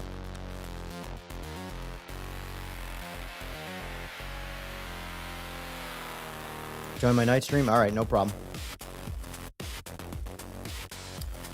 Alright, so minimum temperatures. That's good. Start race weekend. Let's get in the car.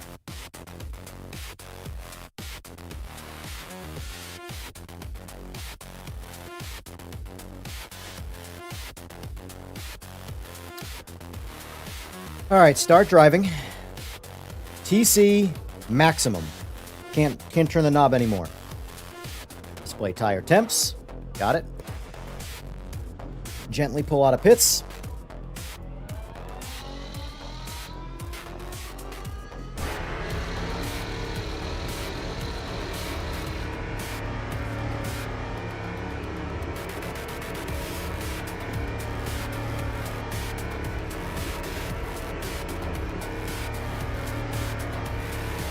Let's pull over here. Put it in third gear. And now we're just gonna floor it. If TC works correctly, this car should just be slow.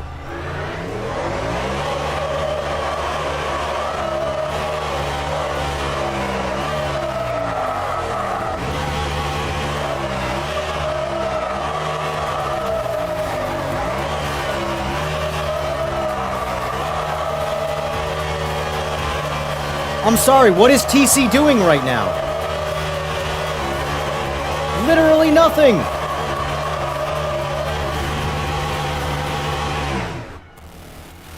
If you think that's realistic, I apologize. And may God have mercy on your soul.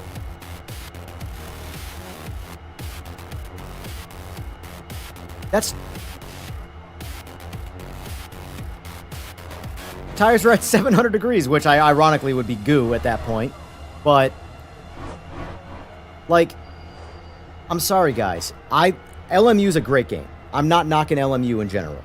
But if you truly want these sims to be realistic and that is your goal, you need to hold them accountable to what realism is.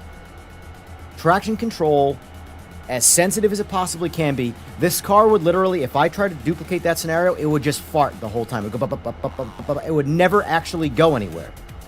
Because the second the tire starts to get any level of slip, it will just cut power. Every time. And the more sensitive... Now, that there was like I turned TC off, and it still killed me.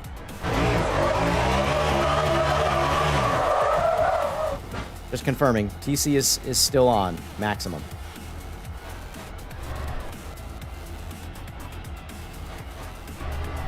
Someone tell me that's real.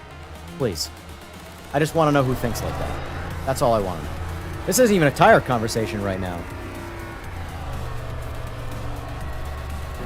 Do we know what's true in real life? What TC does? Absolutely. Like I said, this is what I don't tune LMDHs, but I tune just about anything with an ECU.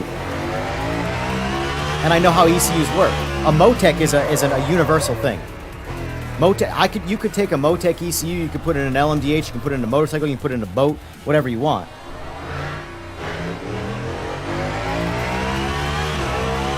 Now, the only way, in your defense, Oil Slick, for that side of the argument, that is realistic, is that TC at max on an LMDH still doesn't cut power, apparently.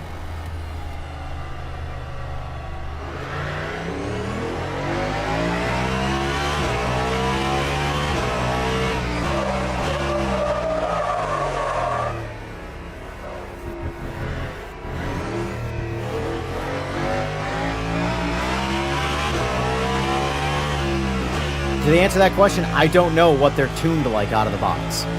So I think it would be ridiculous if the ECUs at full sensitivity on the traction control side let that happen.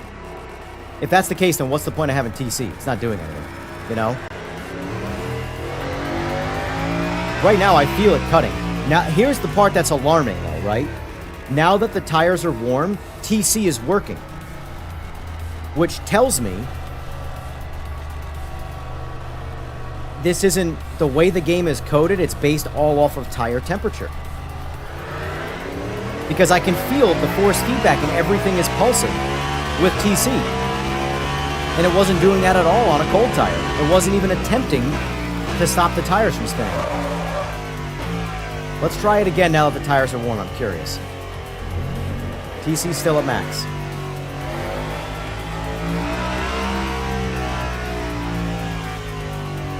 Even turning the car right there, the lateral TC is working. I'm not kidding. What you just saw, here, let me put the wheel on so you can actually see what I'm talking about. So let's floor it again here in first gear, see what it does with max TC.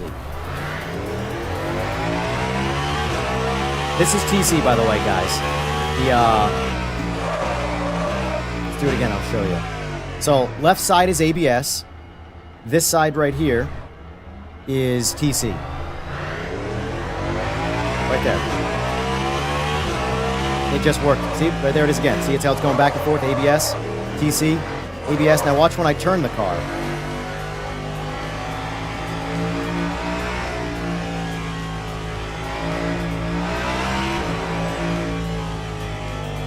It's not doing it now, of course, because I wanted to see it.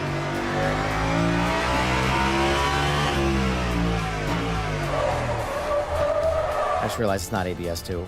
I don't know why the ABS light is going off now that I think about it. Car doesn't have ABS. Let me just check something here. Fairly confident I'm running authentic settings, but... Gameplay... No, what is it? What's it under for assists? Oh, right here, first one. Yeah, ABS is off, so I don't know why that's blinking, actually. So the left light here is programmed to be ABS, and it's going off when I'm braking, but ABS is off. Watch. TC. So watch when I get on the brakes.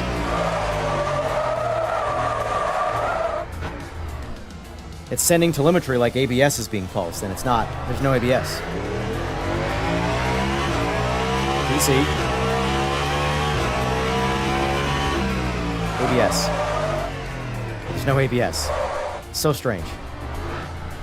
Anyway.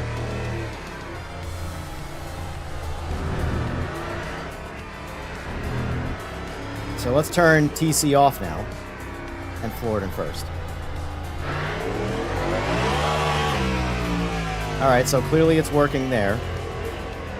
TC back on.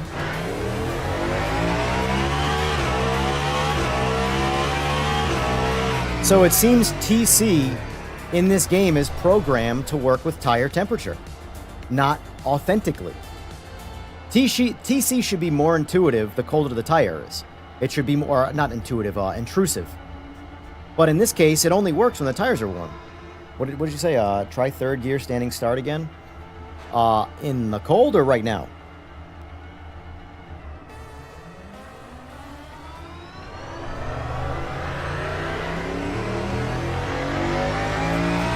It's crazy to think that that spun on cold tires with TC. Car barely went anywhere.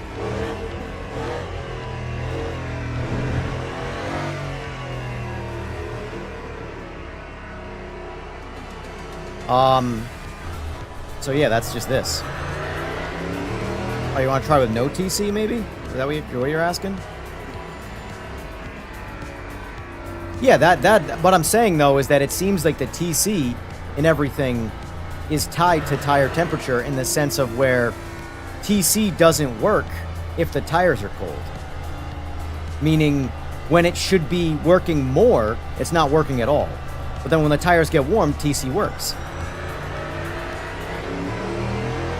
Because watch. First gear, warm tires, no TC. That's exactly what I would expect to happen with no TC on. Hooks, and as the power revs in, she starts blazing the tires. Cool, let's turn TC on. Let's turn TC1 on, see how TC1 works. Works great.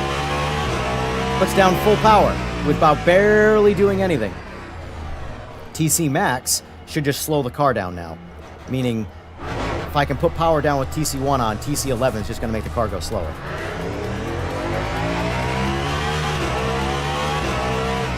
Doesn't really need it. I guess maybe the tires are now too warm. Turn it back off, see what it does.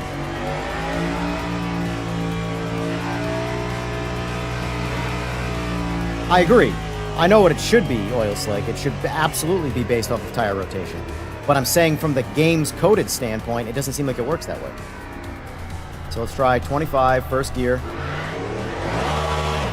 Just blows the tire off when the power comes on. So TC1.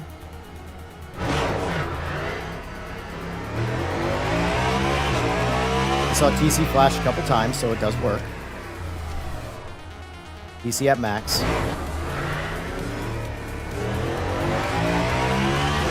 More flashing.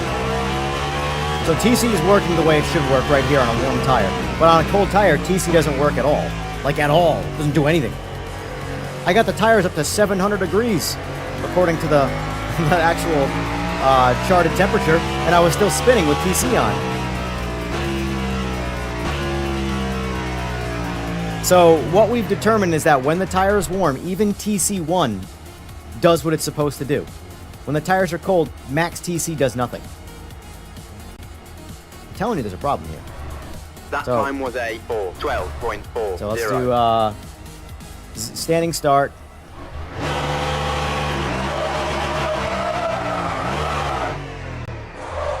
Try that again. On the brakes, on the limiter, side step the brakes and the clutch. All right. Did what I would expect it to do. That's real. That's realistic. No complaints about that whatsoever. Now let's try that with TC on max, see what it does. Well, that I agree for sure, honestly.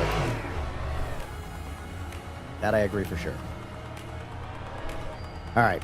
Let's put TC to max. So opposite end of the spectrum. Same scenario. Okay, look at that. It worked. That's what it's supposed to do. And my argument is that it shouldn't matter what the tire temperatures are. That's what TC does. It'll just happen sooner. The car will be slower. It will literally go nowhere. It will fart the whole time. But trying to accelerate. And it won't, because the tire just immediately wants to spin. Until the tire gets warm. Then it'll gradually work better and better and better. But the game is trying to somehow tell you that on a cold tire, the TC doesn't matter anymore. The tires are cold. That is the force difficulty thing that I disagree with. Or they massively overlooked it, one or the other.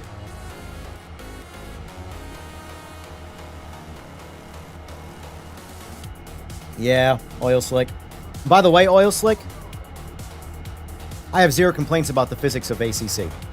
The way the tires grip, the way the traction control works, that game works authentically. I believe that game. I still think ACC is one of the best GT3 experiences you can experience right now. All right, so that's 11. Let's try 1. See what it does on 1. 1 is the same as 11 right now. So TC1 with a warm tire, which technically, according to Google, is still a cold tire, is warmer. TC1, TC works correctly. That's what it should do. Right now, TC1 and TC11, min and max, work exactly the same. Shutting TC off, that's what happens, which is what should happen. I don't disagree with that, by the way, guys. So let's return to garage, car setup, let's put fresh tires on, new tires, start driving. Back on cold tires, same test. We're going to go max TC. I don't care about this. TC on max.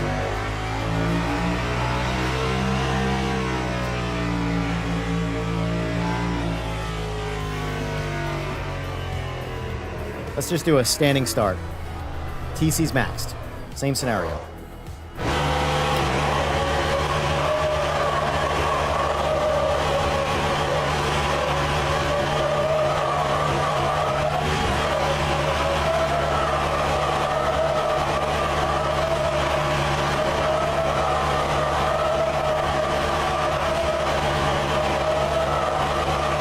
At some point, TC should cut the power, right?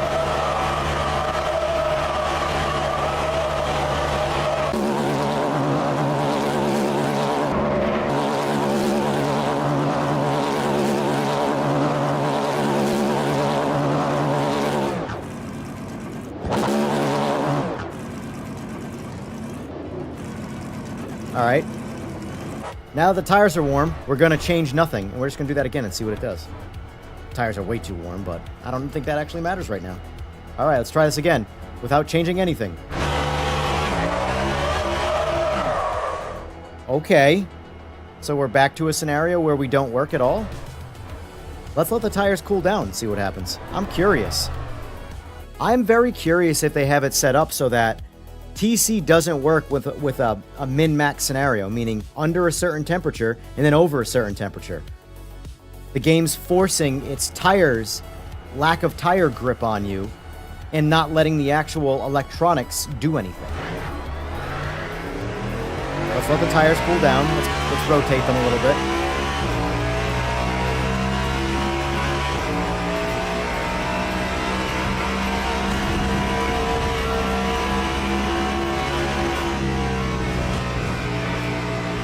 Let's go to 11.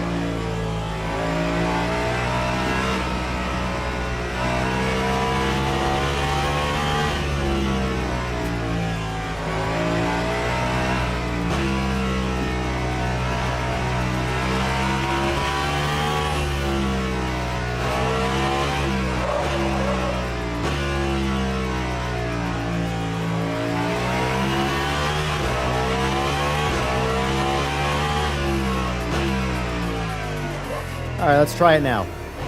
See if they've cooled down enough to just make the TC work. Better. So yeah, clearly. All right, so that... Oh god, this red screen kills me.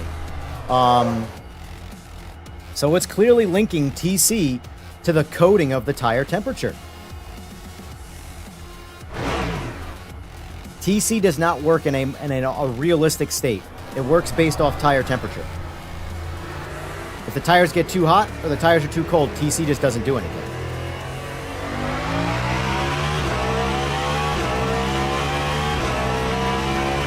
When the tires are in the proper range, TC works.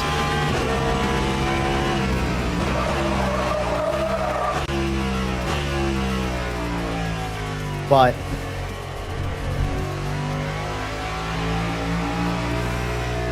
hey, what do I know? I'm just an asshole who plays video games who's opinionated.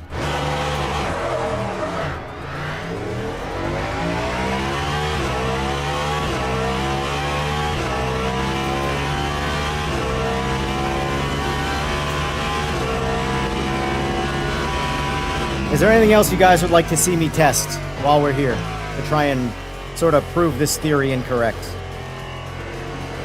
Now's the time.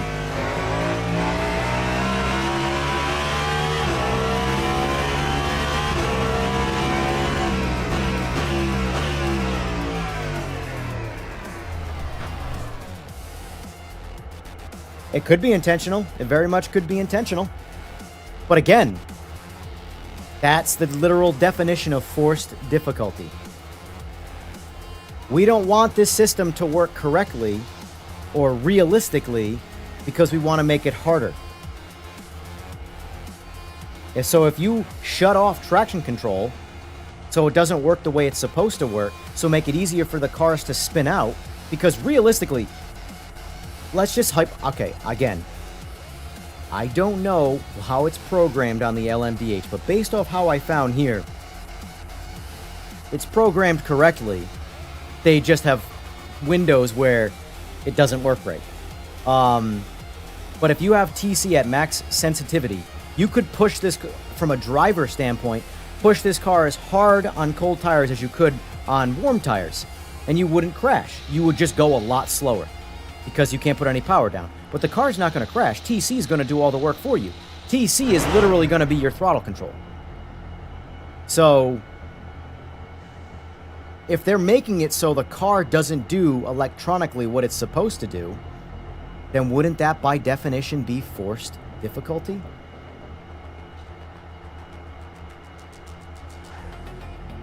What's that guy's name who does the whole thing? I feel like this should be a moment.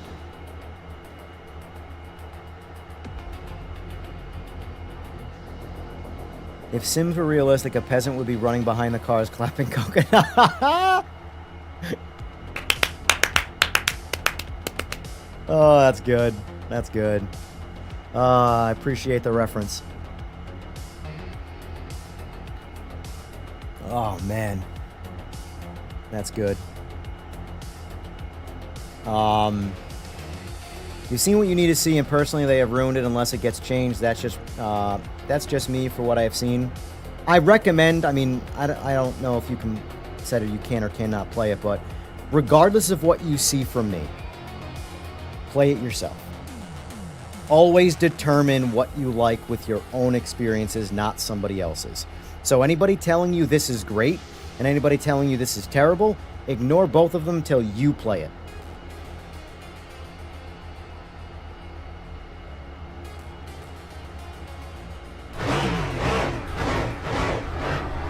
But the part that's annoying to me, though, is that I am not a driver. I'm not a professional driver. Even on motorcycles, I'm not a professional rider. I am amateur at best. However, I am in business on building and setting things up. So I'm the mechanic side of things. So when it comes to a fundamental understanding, I do know a little bit more than your average rider and driver. Because while their skill set is being the best at getting the vehicles to go, mine is setting them up so they do that on their own. And I can tell you from an ECU standpoint, TC is not working correctly in this game. Period. Or it doesn't work.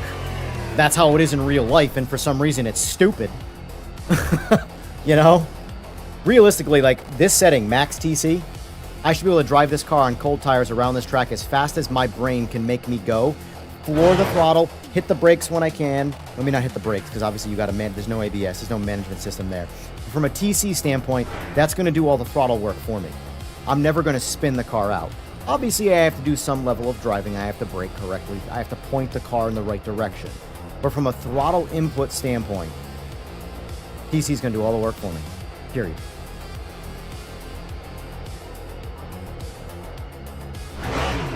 But on the other hand, though, PMRs is not right either.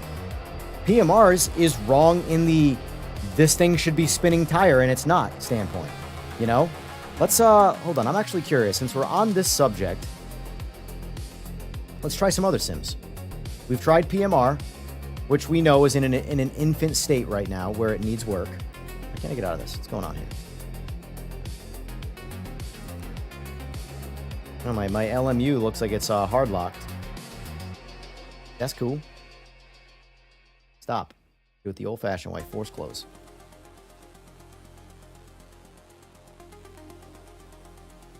All right, let's try AMS2. Jump right into that one. See how the TC and system works. We're going to do the exact same test. Everything's going to be Monza. Or Brianza.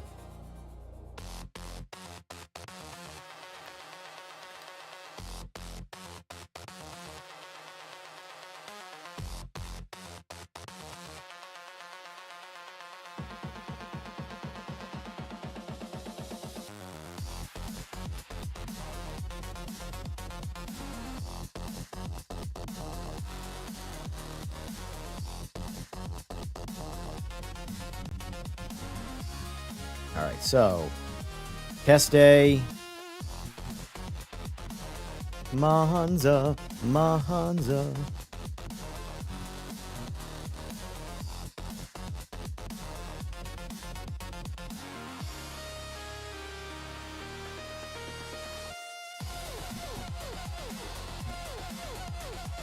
Gotta go blue. Thumbnails blue. Gotta go blue. Session settings. Which I will say, to the advantage of LMU, I like that you can set the temperature. Whereas the other ones, you got to set like the date or different scenarios. All right, so we want overcast.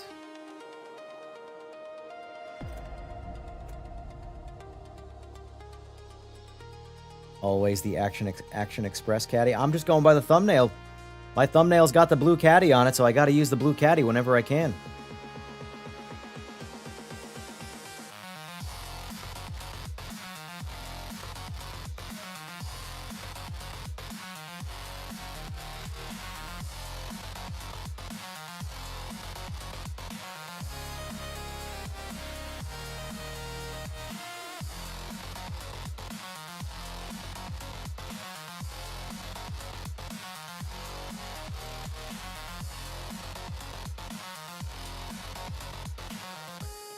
Let's see. Race Room is good. I think AMS2 is better, but Race Room is good. So medium slicks. Where's our... All right, 42 degrees. Tracks 33. All right, so...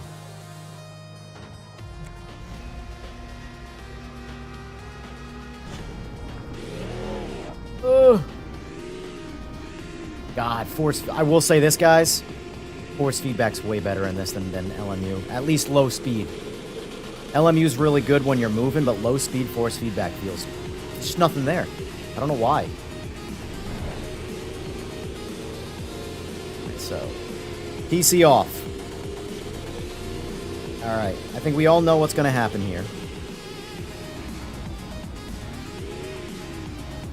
Ready?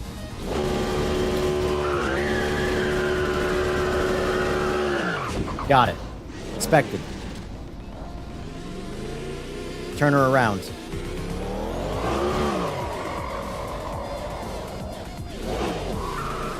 Alright.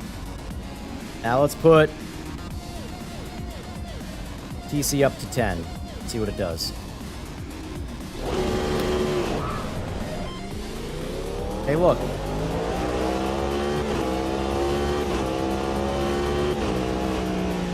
Alright, let's do this. Restart session. I'm going to use the bathroom quick. And then we're going to throw the clutch again with cold tires.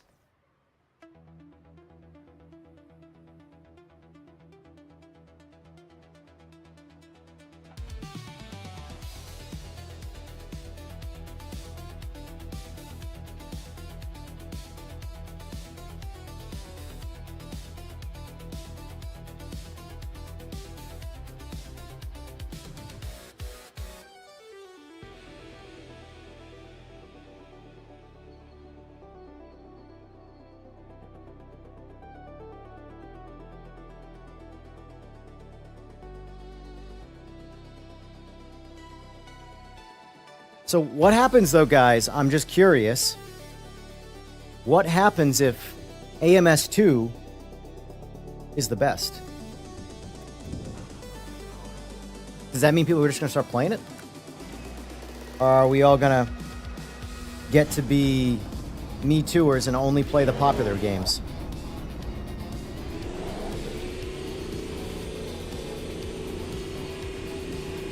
So what I can tell you, Oil Slick, is with no TC, it completely blew the tires off like it's supposed to. And then as soon as I put max TC on, it did what it was supposed to do. It cut power and accelerated. But the tires were a little warmer from the burnout, so that's why I'm starting over. I'm doing it again. With ice cold tires, 30-degree temps, max TC. All right, max TC.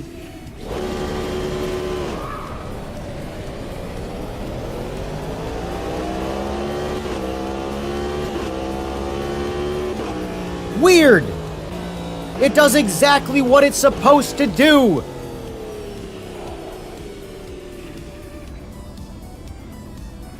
This is an I told you so moment. These are my favorite moments. Look at that, TC is just going nuts the whole time. Driving the car for me, folks. You know why? Has not forced difficulty. I don't know what an LMDH is like, but I know how these systems work, and that is accurate. Look, sitting on TC on cold tires.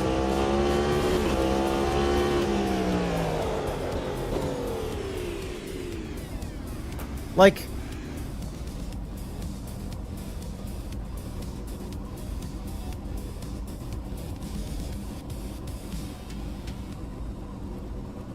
come on. Look at, watch. Just seriously, guys, pay attention to my wheel. I'm gonna instead of doing what I just did, I'm gonna start the session over. I'm gonna on ice cold tires, TC to max. Now, obviously, this is not gonna help my braking, so I'm still gonna have to brake super early because there's no management for braking. But from a TC standpoint, pay attention. We're on TC right now. Well, never mind. Sorry, that's pit limiter. Ignore that. That's pit limiter.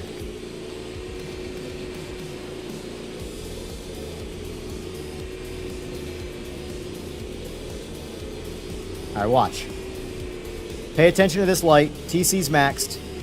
This is going to blink the whole time, and the car's going to go straight.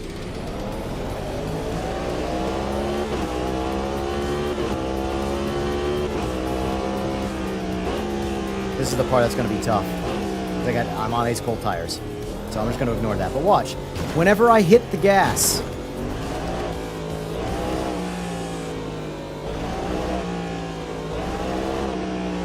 hear the exhaust note of the car too?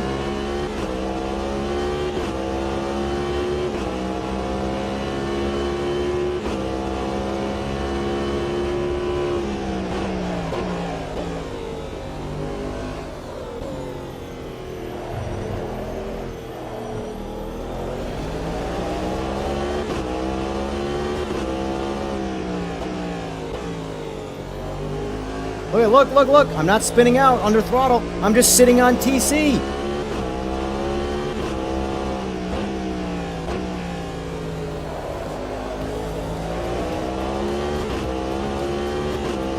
So of the 3 sims that we've tested this on so far, AMS2 is the right one. Sure, you can make the argument that AMS2 is wrong and LMU is right, and I'm wrong, and blah, blah, blah, blah, blah, blah, blah, blah, blah, blah, because popularity. But how else do I prove my point here? You know? Let's jump into another sim. Let's try Race Room. So far, AMS2 does everything the way I would think is correct.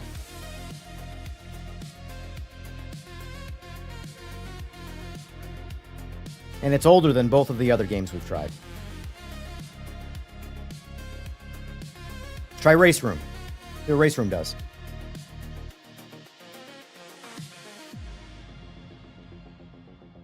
I believe and accept any of them if they come to console. This is my honest opinion, Oil Slick, and I am all for Team PMR and them making that game awesome. But right now, AMS2 is the best sim. You could make the you could make the argument for AC1 because I don't have a lot of time in AC1 from the modding side of things, and that's a very, very, very popular one. I'd have to spend real time with it to see if I like it better than AMS2. But all the sims that you see played, AMS2 is just awesome. It does everything the most realistically, in my opinion. But I can tell you that all we tested right there was the 3 sims and how TC works, and the only one that's right is AMS2. Period. You could say, I guess, maybe PMR's TC is also correct, but its tires are wrong because they're too grippy. They work way too good when they're cold. So we really can't prove that the TC does or does not work right or wrong in PMR because we can't get the tires to spin. Anyway. Single player, practice, right?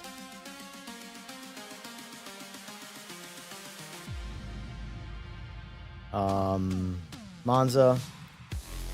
We're already in LMDH. This one doesn't have the BMW because it's a newer edition, so it only has 3. So we're going to go with my second favorite, which is the BMW.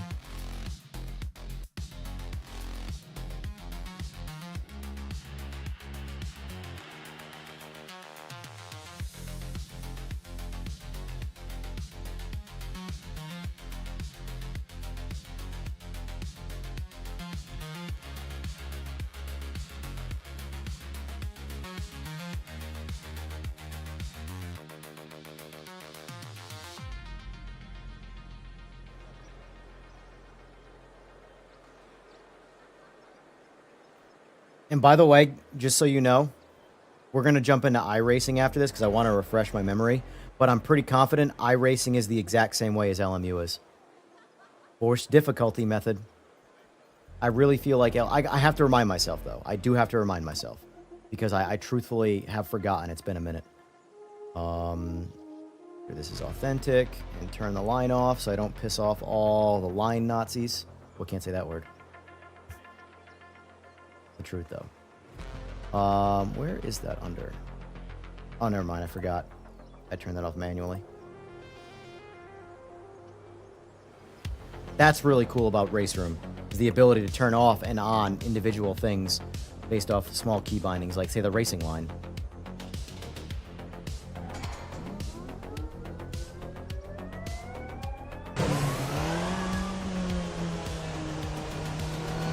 Alright, so... Oh, yeah, I didn't set the temperatures.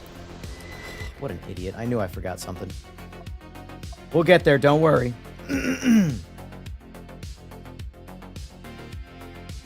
Practice. Time of day. I know that, but how do I do the temperatures?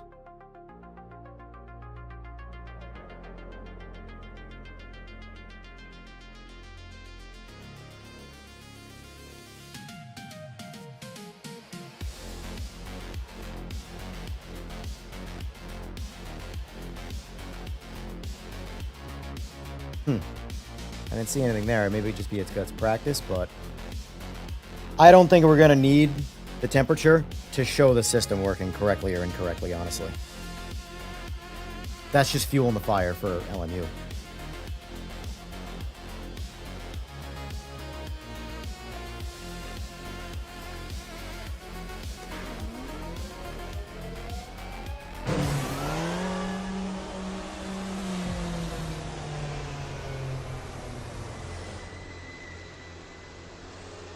Alright, so let's see what it does. 6 is technically off in this game. It's very weird.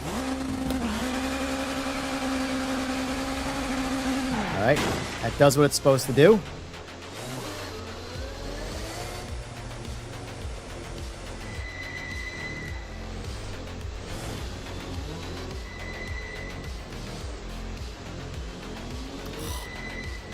Austin Powers over here.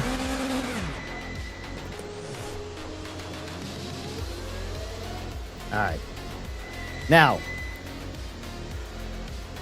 TC Max.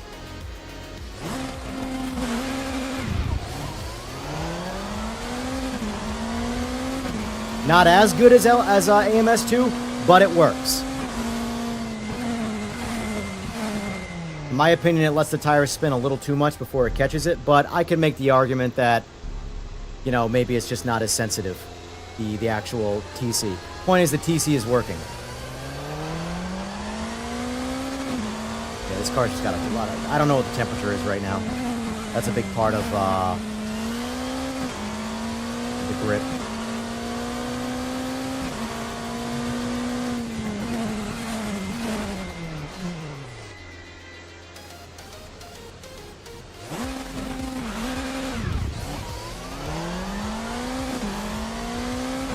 my opinion, it works fine, though. It engages like a fraction of a second too late, in my opinion, which I'm curious how that would affect. Yeah, I mean, it's working fine when I'm moving like this. So watch. I'm gonna goose it. See? See? Let's try third instead so I get 1 mile an hour behind it. Floored. Look at that. Sits on TC, floored.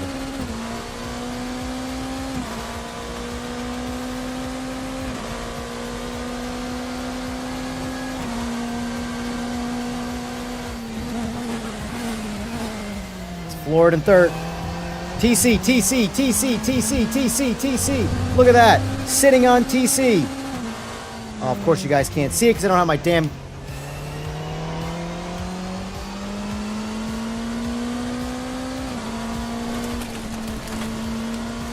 Watch.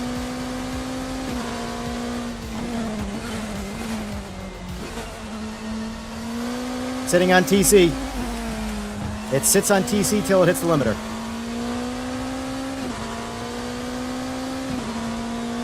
Let's try it in the chicane. In low gear. See what it does.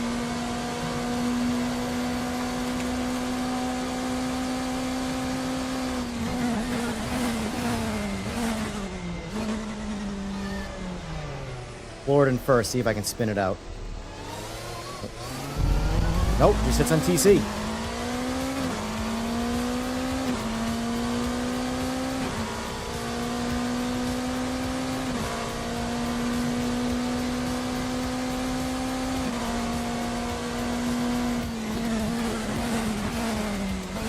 Try second gear and floor it. TC. TC. All right, let's turn TC off now and do the exact same thing. Make sure the system's working correctly.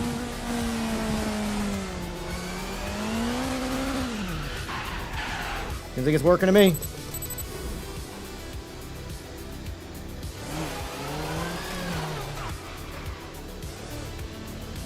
Come on. Yeah, look how hard it is to accelerate right now.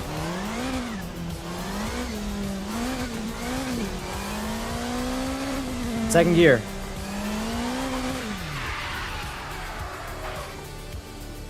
So at least we've determined, regardless of grip level, what we think about this. AMS2 and Race Room, their traction control systems work authentically. LMU's does not work.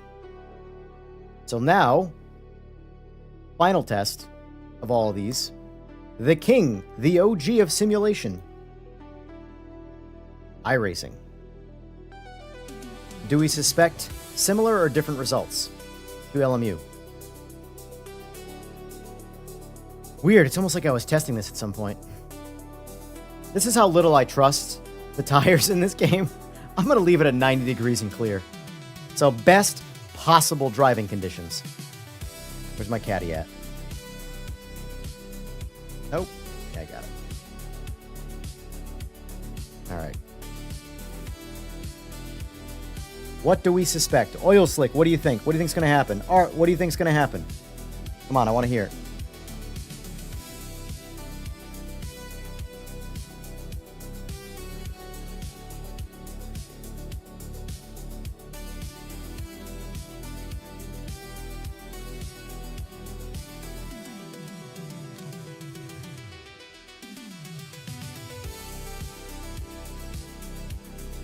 You have no clue? That's fair. That's fair. iRacing's got a lot of things to love. There's a lot I like about this.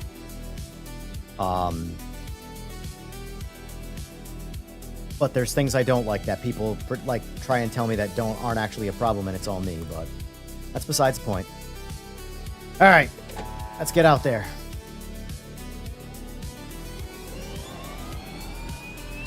All right, TC, where are we at? Oh, that's right. Of course, I don't think I have this bound correctly.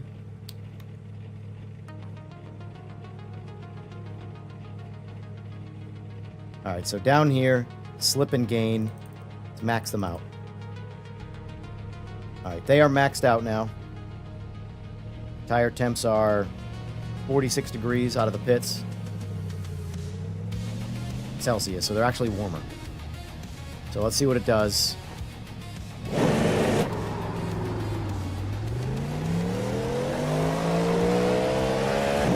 Alright, at least works a little bit. That's good. I mean, so far LMU stands alone and not working. I mean, we don't exactly have good grip, but at least it works.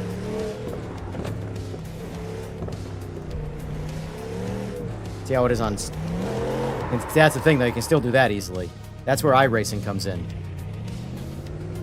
So even though TC is maxed, it doesn't catch the slide ever. That's an iRacing thing. Clean the tires off.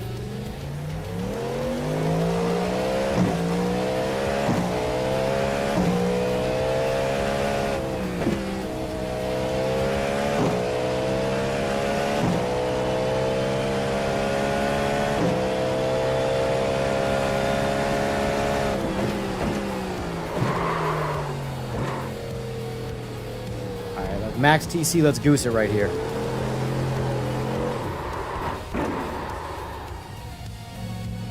Yeah, see, so in iRacing, the TC actually works. The tires still don't, though. The tires are just, they don't have the grip that, in my brain, physics tells me they should have. The tires aren't cold right now.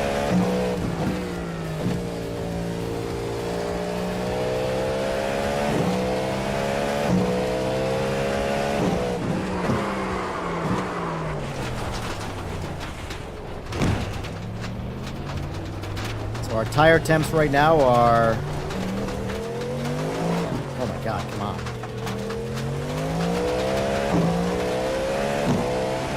160 in the back, 150 in the back. Dropping, pulling them down. Still plenty warm though. The tires would work, and I'll say this. In LMU, the tires at this temp would work really good.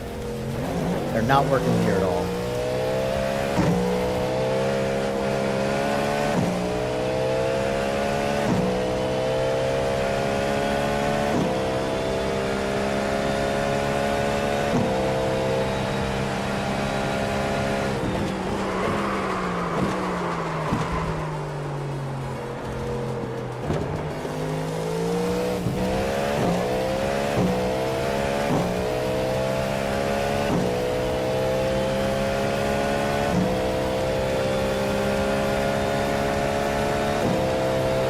Remember, we're in 90-degree ambient temps right now, too.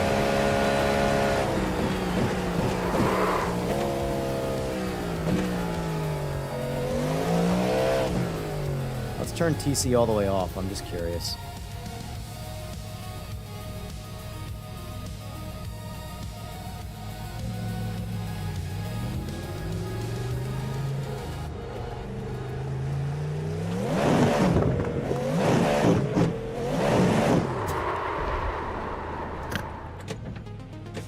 Fucking iRacing. Oh, I love it. There's a lot to like about iRacing. But this isn't one of them.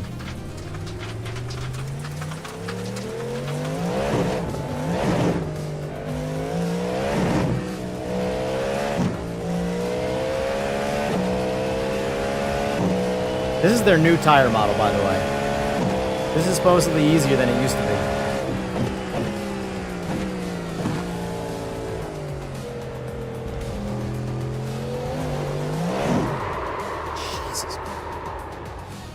Christ.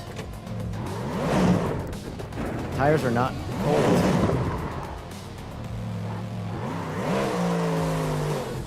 I literally can't get going.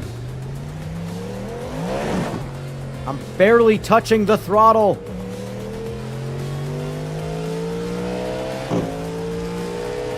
Half throttle right now.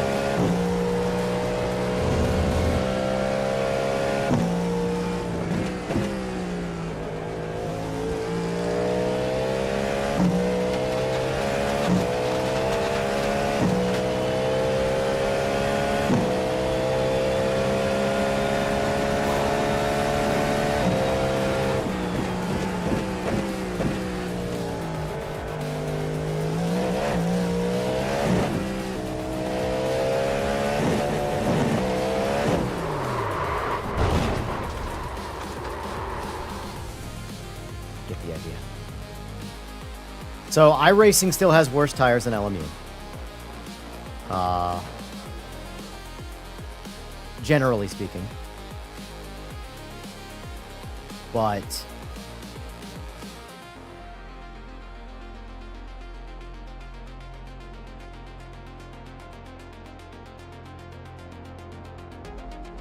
I think AMS2's is the best. I'll be honest with you. I know it's not iRacing and it's not LMU, so therefore every other sim is a waste of time, but I mean, I'm telling you. We'll jump back into LMU one more time. Further, just hammer this home. I hate to keep doing it because, again, I don't dislike LMU, but if this is truly your favorite sim, rather than glaze it and defend it when it's got issues, bring it to the proper authorities, sounds like the wrong word to use, and hold it accountable to fixing some of the problems. I don't know why that's such a hard thing for people to do. It's honestly, it's tribalism, like to a T.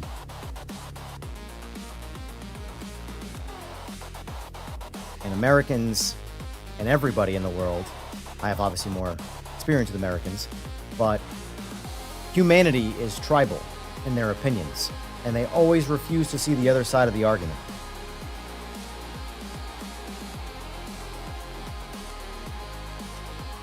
And the reality is that if they did, they would be able to make the thing that they care most about better. So let's go do this. Do opposite scenarios.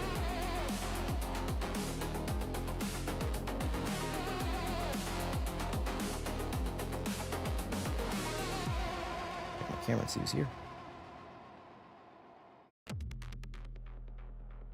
Not a single one allows middle fingers out the window. This is an accurate statement, sir. Whatever foreigners say. Oi, cunt! That's a good one. I'm just checking my cameras quick.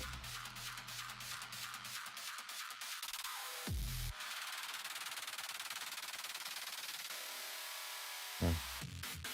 Construction on the street. All right, so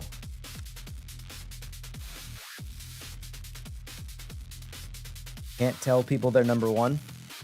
Oh, I get it. Yeah. Yeah, right, sir. All right, so ideal conditions this time.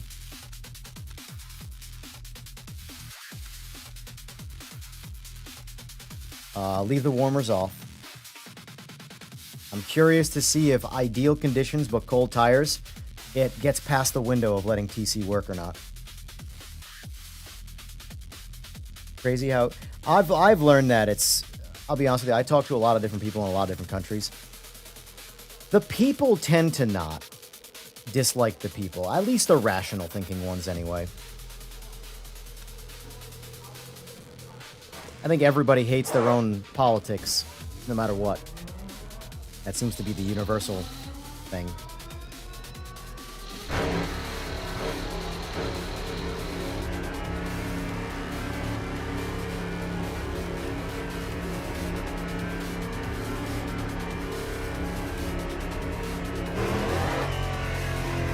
Let's try this now, max TC. Tires are at 104. Let's see if the TC, like if we've crossed over into this threshold where the tires will work. It's not at 110. So that's still registered as a cold tire. Try it now. That just did a little bit of a burnout. Nope. Nope. TC still maxed. Try it again. Kind of works there. Just to confirm, let's turn TC off and make sure it doesn't just work. Alright, so it is working. So TC doesn't start getting effective till like 130 degrees. And it works the way it should work at 140 plus. So weird, man. I would attempt to report this to 397, like, hey, you gotta fix this, but I don't play it, so who am I?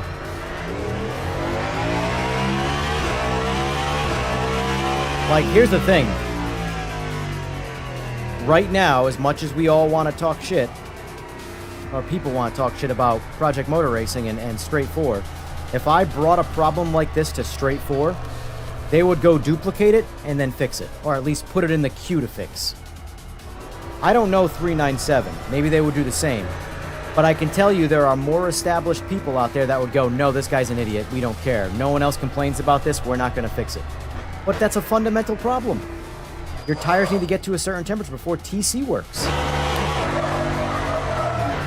See, the tires cooled down a little and TC didn't work as good. TC should not work completely independently of tire temperature.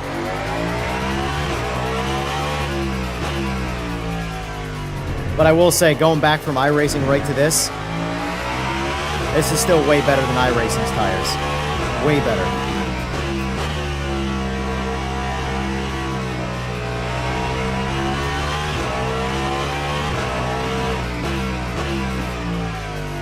Hold leaders accountable, right?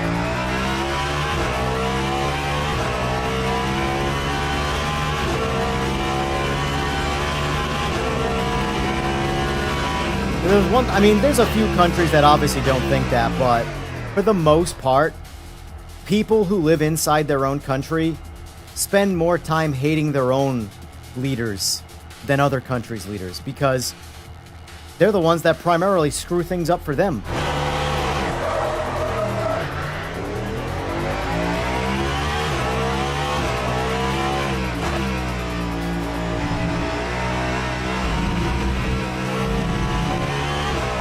Like, no one holds, I shouldn't say nobody, but you shouldn't hold any Germans accountable for one particular German from back in the way day, you know?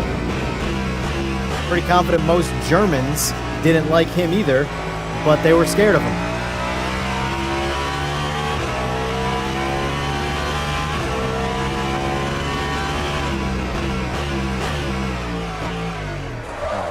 Let's try this again. Warm tires over 140. Yep, works.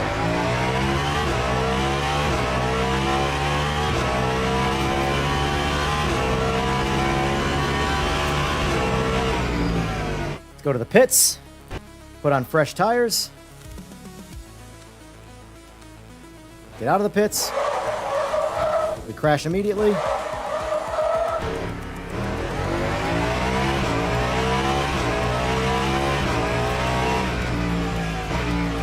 Honestly, we probably put too much heat in the tires just now. It's probably going to work fine.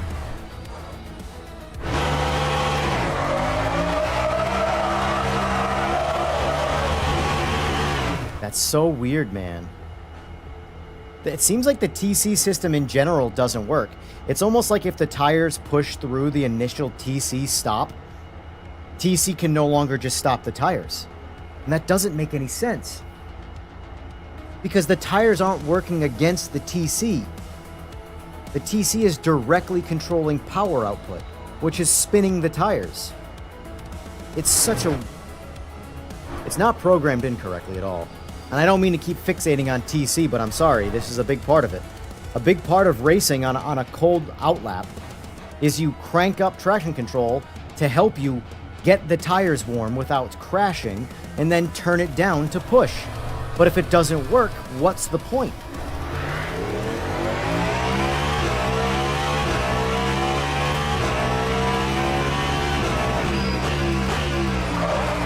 In all honesty, I could even make the argument that there's nothing wrong with the tires in this. The TC is broken. Tires might actually work really good, but TC doesn't work correctly, so the cars crash and lose grip easy. Either way, something's wrong there.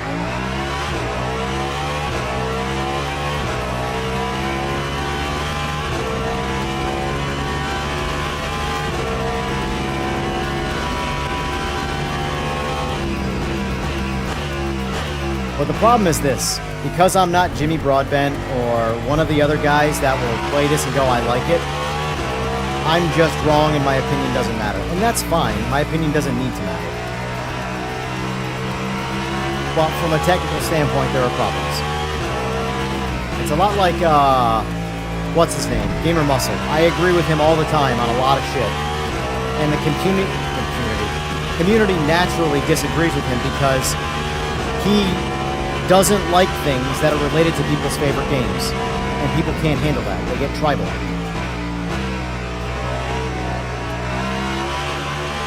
This is way better than iRacing, though. I mean, you have to play iRacing to understand why this is better than iRacing.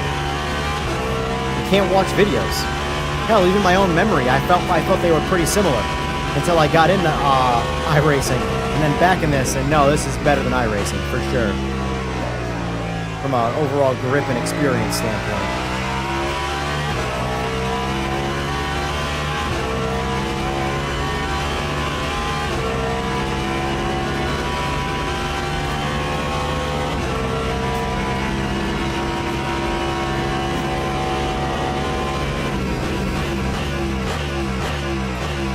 That's my point.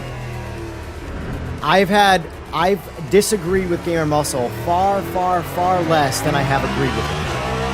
He's right about most things that he says, like a majority of things he says.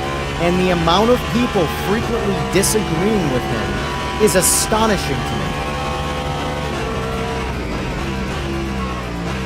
And I just don't get it. Why are people so fixated on being right and ignoring real problems? Are people's egos that in the way of reality? You know? I think we all agree we want Sims to be really good. I want LMU to be really good. I want PMR to be really good. I want them all to be really good. But when you point out a flaw, people go, no, you're an idiot. What? Because guys, let's be honest. If every one of these Sims was dead accurate real, they would all be playing the exact same game. They would all feel the exact same. But they all feel different. They all can't be right if they all feel different.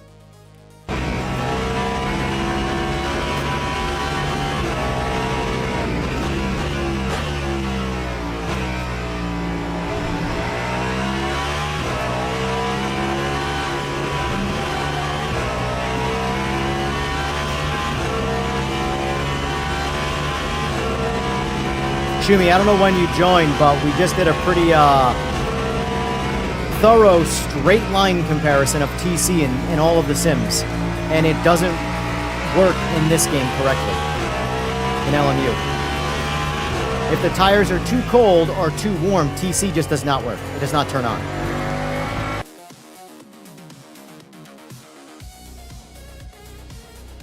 Oh, I talked a lot right there. If I just went 20. Oh, it's because I got DQ'd. I got DQ'd in practice. That's funny. Exactly. When PMR released, people hated on him for pointing out the good parts. The crazy part about it, and again, this is the tribalism thing. He pointed out the good stuff and the bad stuff. And the people who liked the game didn't like his opinion because of the bad stuff. And the people who didn't like the game, who hated the game, didn't like his opinion because of the good stuff he reviewed, or the good things about it he liked. It's astounding to me. Why are people like this? When I point out and this has happened to me too. When I was playing PMR, right? I'll have my commenters come in here and say what they gotta say about how I'm glazing the game, I'm a shill for the game, this, that, and the other thing.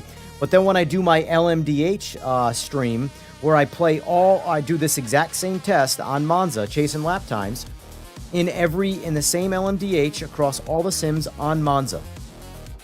And I ranked PMR the worst experience. Or the most broken experience. And I had all the PMR defenders coming to the side saying that I'm just a hater of PMR. It's like, do you actually watch me stream? Or are you just randomly clicking through the YouTube algorithm and finding random people to talk to? It's so strange to me.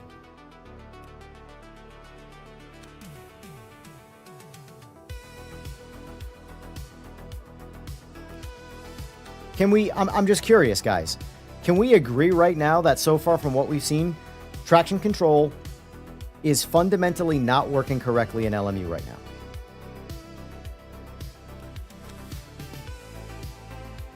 Or am I still just a blind idiot hater who doesn't know what he's talking about?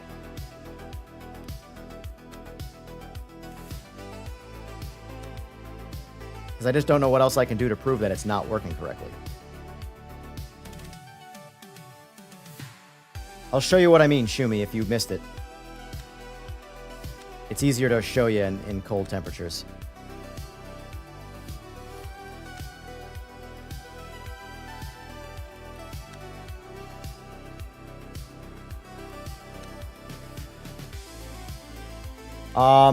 I plan on doing Assetto Corsa Evo after the 0.5 update. I'm going to re-review it. My plan is to give one stream to... until I, like, thoroughly start liking the game or something. Where it makes me want to play it. But right now, nothing makes me want to play Evo. So, I'll happily do a stream, a dedicated stream, to review Evo every time it has an update. I have no problem doing that.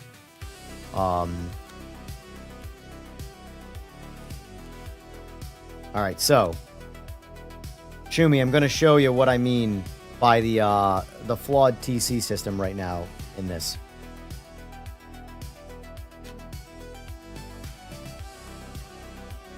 Because at first I was blaming cold tires directly. And seeing what I'm seeing from TC, I actually don't know if I think the tires are the problem. I think it's the programmed electronics of the car that might actually be the problem. Because remember what I was saying, Oil Slick, about how the tires all of a sudden start working great and they haven't gotten much warmer? Well, I think it's that TC starts working. Just saying. You know? I might have been wrong and the tires are actually correct and it's the TC that's broken. Something is wrong. So let's try it again. I'll show you what I mean.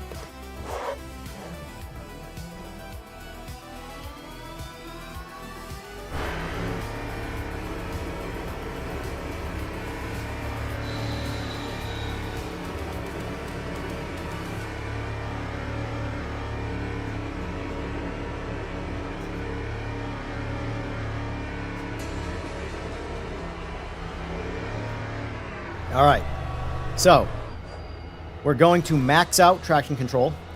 Maxed out, 11, right? It should scale both, why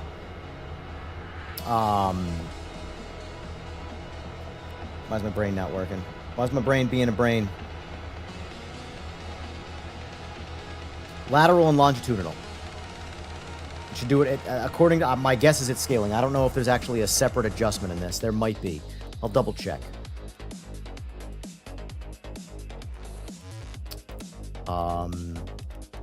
Where are we at?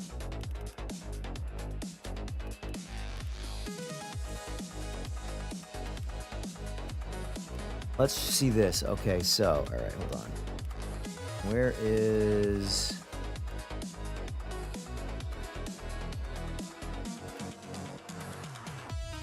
So, let me make sure here. So they have obviously two adjustments. So like basically right here, I am controlling this one when I adjust it. The main TC, which should scale slip and power. Should.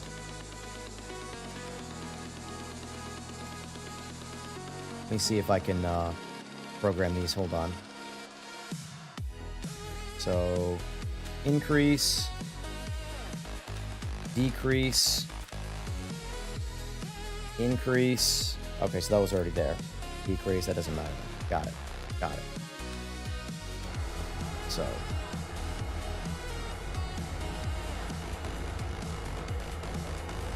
Alright, so now all three are maxed out at 11.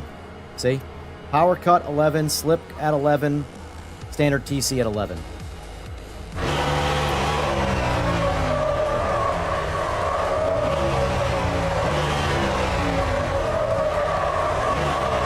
So power seems like it helped a little bit.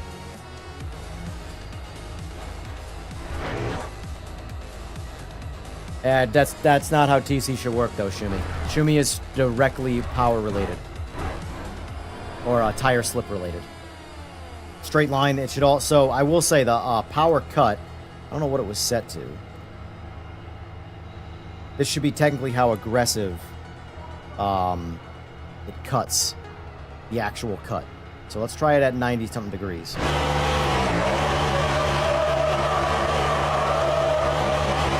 This should stop right now. Like, this should stop happening at some point. and it's just pushing through it. This is my problem here. Put power cut all the way up. Alright, so power cut killed it at 212 degrees. So let's try launching the car now. Again, all the TCs, just every form of electronic assist. Tires are also warm though, so that doesn't count. Let's start it. Let's go back to the garage. Let's put a fresh set of tires on it because we want the tires cold for this test. Because the TC works fine once the tires are up to temperature. When the tires are cold, the TC doesn't work.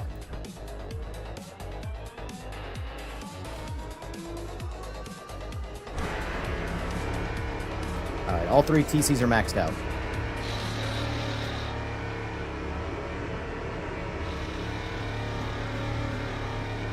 So we're gonna pretend we're drag racing and we're relying on traction control and management systems here.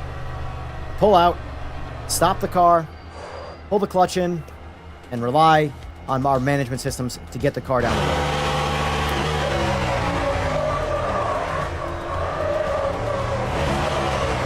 This shouldn't be happening. Now it's going. Got DQ'd for going the wrong way.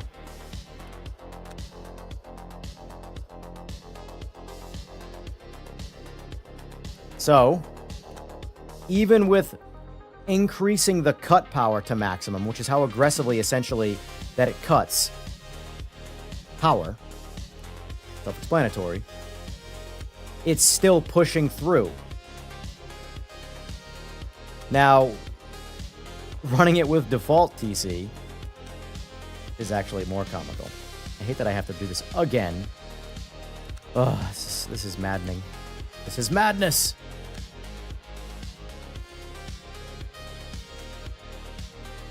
What's going on, AJ?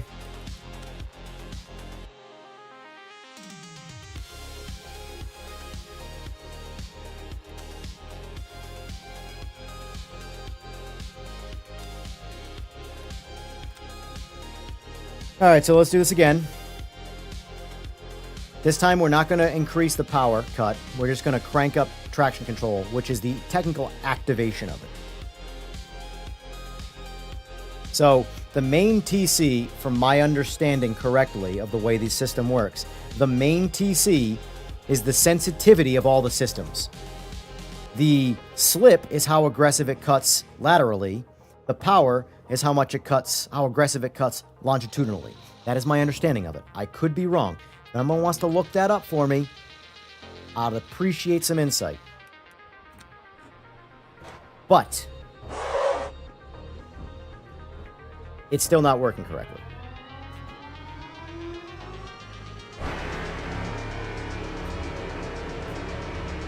My argument changed from the beginning. Well, I said that there might not actually be anything wrong with the tires. It might be the TC that's faulty in this. Something is wrong that's making this car have zero grip.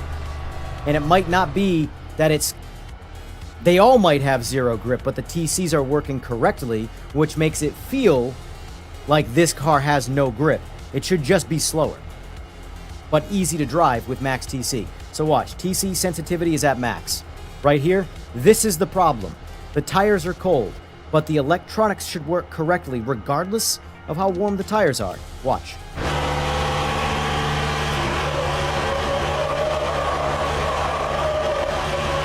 Not on the brake.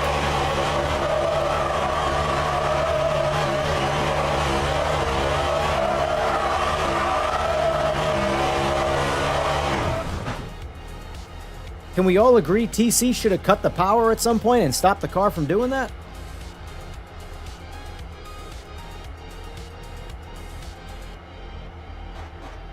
But when the tires get to a certain temperature, all of a sudden TC starts working correctly again.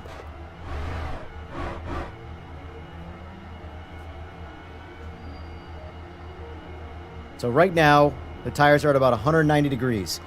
Without changing anything, this car should go dead straight.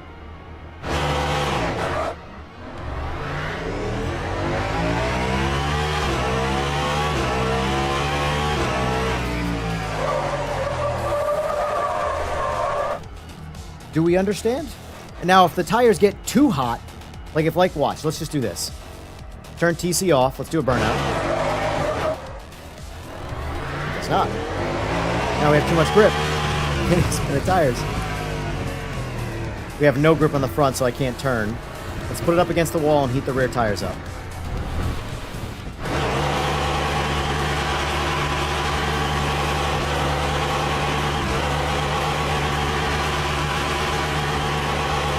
We're going to get the tires so warm that we're right back to not having any kind of traction control again.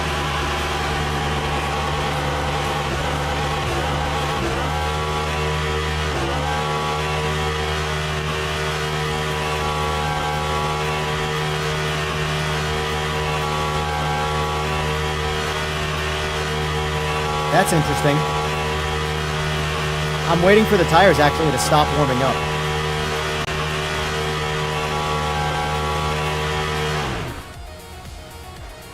That's some hot tires, huh?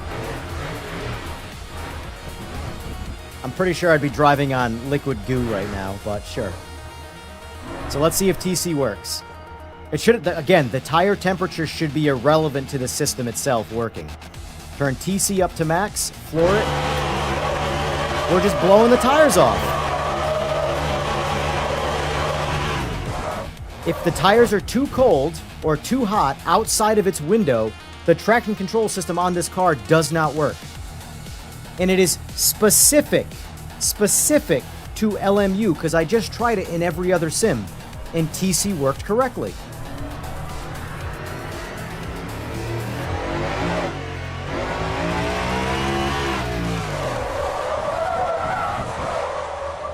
So what I thought was bad tires that don't work when they're cold, I actually am changing that to I don't think there's actually problems with the tires in this game. I think the problem is purely the electronics. They don't work correctly.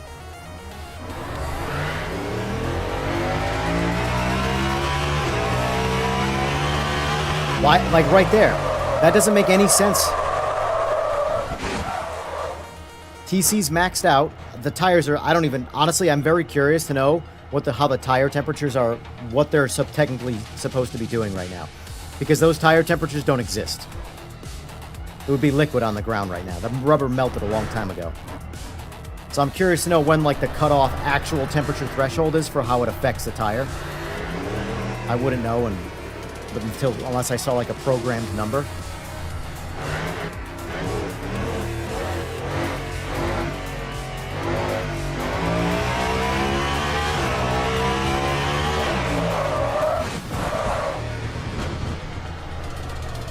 So, again, to show you the difference of what this should be like,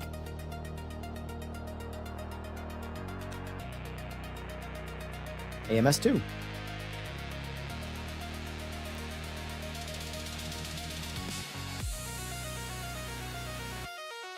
But yes, like I said, Mike, my argument did change from the beginning.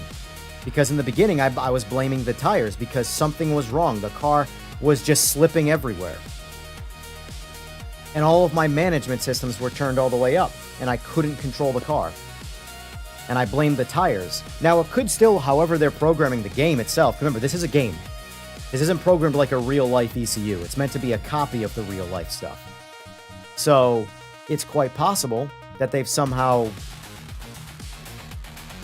tied the way TC works to the tires directly, and it's reliant on the tires to hit a certain parameter before it works correctly, but that shouldn't be how it is. Traction control should not care about the tires in terms of how warm or cold they are.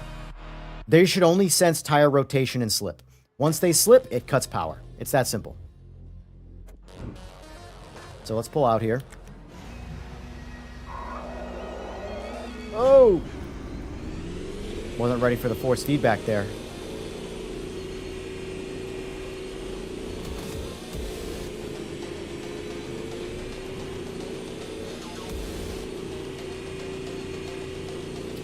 Tires are cold. Chemical pulling out. Nice. Alright, so. Same thing. TC maxed out, right? Let's floor it and see what it does. Tires are ice cold. It's actually colder than what is an LMU. Sitting on TC. Sitting on TC. Going straight. Arrow straight. Sitting on TC. That is what a proper electronics should do. Now, right here, I can't really stop because there's nothing helping me brake. So my cold-ass tires have no grip. So this game has like the same level of no grip with a cold tire, but the electronics are working correctly to control the car. Look, floored.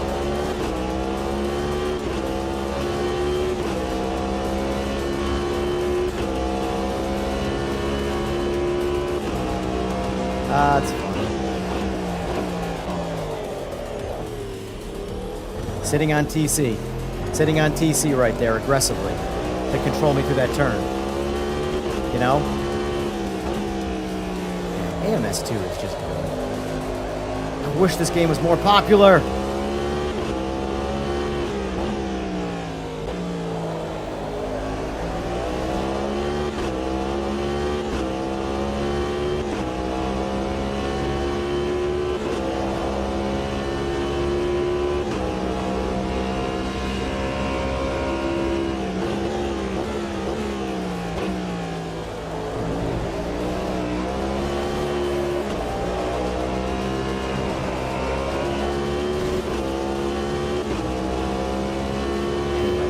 I feel like I've beaten this dead horse, so I'm gonna make a video on this because no one's gonna watch a 3-hour plus stream of this, and it's just one of those things where I need to make a long form video and explain essentially what's wrong currently with LMU and why it can be. Again, I drove it without going crazy.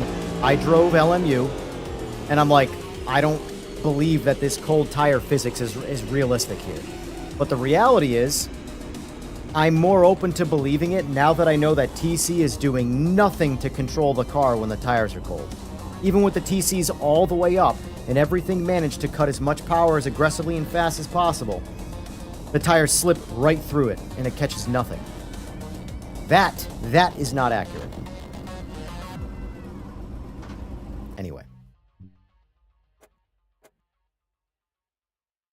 As far as the, do you like the new tire model on hypercars? 43 votes, 58% say yes, 42% says no. Friday I'm doing to organize my wheelbase, so I never tried the actual driving of the game again. Do you have a Moza? Out of curiosity?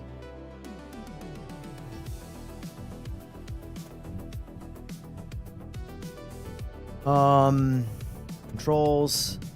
So you have to set a custom preset, by the way. Custom preset, separate pedals, FX, so I have FX Pro, then I have my GT wheels because I have different hubs, but they're just different button layouts. So you set it so user set 3, stuff like that.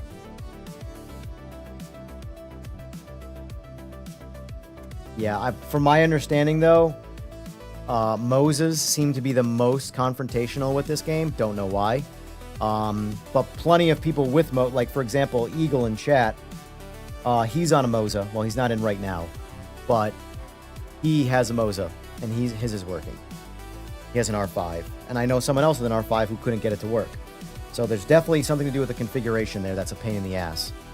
But, yeah.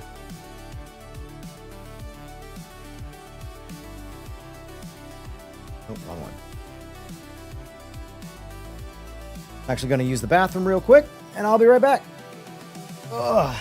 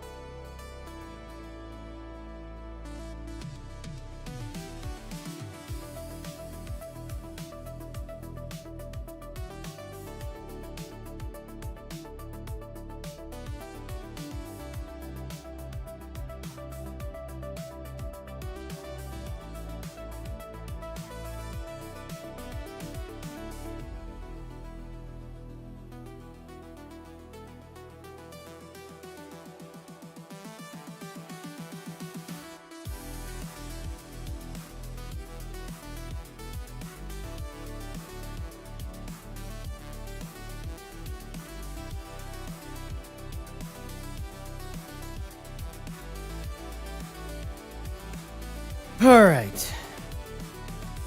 So out of curiosity, chat,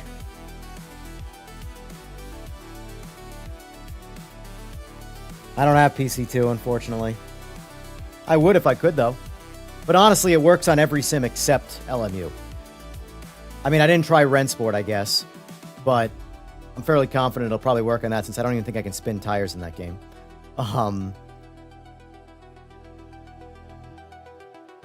Yeah, join the Moza Discord. There is a pinned message in the AMS2 channel for how to do it. I tried for like an hour getting it working, then I used that guide and it started working instantly. Got it. Yeah. Yeah, I had someone that I tried helping with. Mind you, I have never done it. And it was super easy with the Simagic one. I just changed it to custom wheel and it was done. But, yeah. But, like, I know, like, the knee-jerk reaction is to disagree with someone a lot of the times. But, like in my case here, I was saying something is wrong with the tires when they're cold. Other people were disagreeing and saying nothing is wrong with the tires, it's me. This is accurate. But something was missing there. And now, after spending 3 hours diving into this, what I've come to the conclusion of is it's not actually the tires that are problematic in LMU when they're cold. It's the lack of a working TC. Every other sim, TC functions properly. The tires don't have grip, so TC engages sooner. It's more intrusive. The cars are slower, but you have a much lesser chance of crashing. Where in LMU now, it feels like it is, you crank up all of the assists, all the traction control and management systems to maximum to be the most intrusive they can be. And on an ice cold tire, they do not turn on. And you crash.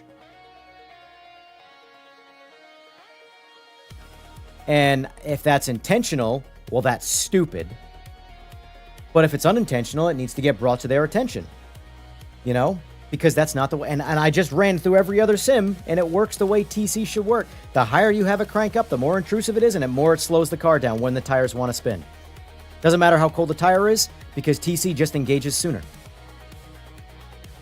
So, obviously, it has no effect on the front of the car, because TC does not control braking. ABS does. Well, even still, it's still hard. Even if you had ABS forced on, it would still be hard to stop the car because you need heat in the tires to slow the car down. But anyway, I like to think that I'm capable of having a conversation and learning, but sometimes it's really hard when people just want to be right more than they want to be correct, you know? So like me, I'll admit that I was wrong potentially because, again, there still might be problems with the tires, but until the TC is fixed, the tires aren't even in the conversation. TC's not working correctly, so I can't tell you if the tires are... The car is doing what, like, for example, in every other sim I tried there, I could crank the TC to max, put it into a hairpin turn and floor the throttle, and the car would just be slow and sitting on traction control, pulling all the power out of it. That's what it should do. In LMU, you just crash because TC doesn't turn on and cut power. So maybe when they updated the tire model, it scattered the usage of TC, and now TC doesn't work right, and they have to fix that in an upcoming update or something like that. But either way, the point is that if you are a big fan of LMU, like that's your sim, rather than say, no, you're wrong, you're an idiot, go, well, maybe he's on to something. Maybe something that I've just gotten used to driving around because I play the game so much. There's a problem there that needs to be addressed. Maybe he is full of shit. But maybe I should just use critical thinking and go, okay, maybe someone else figured something else out. Or maybe they didn't. Just open your mind to the thought of something. The entire world would be a better place if everybody would listen to everybody and take opinions while not accepting that opinion as a fact based on who the person is, but accepting that maybe there's more to it. You know, I don't know shit about LMDHs. Truly, I know nothing about these cars other than they're hybrids, and they should be super fucking fast. But I know a lot about tires and a lot about how management systems work, and that's wrong. That's 100% wrong. So, anyway, at the end of the day, guys, they're all video games. They're all fake. And none of us are ever going to drive an LMDH, to be 100% honest. Or accurate, I should say, not honest. And and to my understanding, because I remember it was referenced earlier in chat about Jimmy Broadbent, has he ever driven one?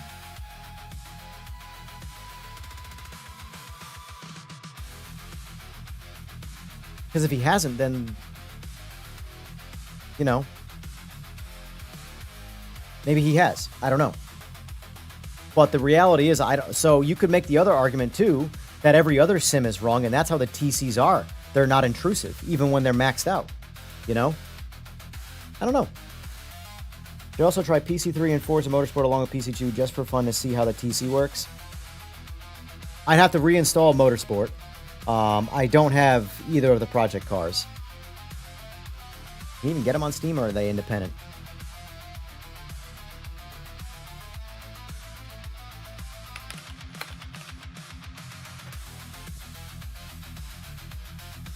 Yeah, not on Steam. AMS2 is the closest thing to a sim that pops up under Project Cars. The irony. Good old Madness engine.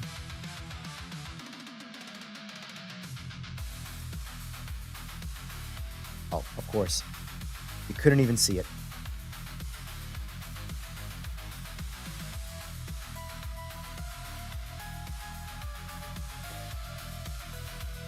Searching Project Cars. AMS2 is near the top because of the Madness engine. Or what I assume is the Madness engine.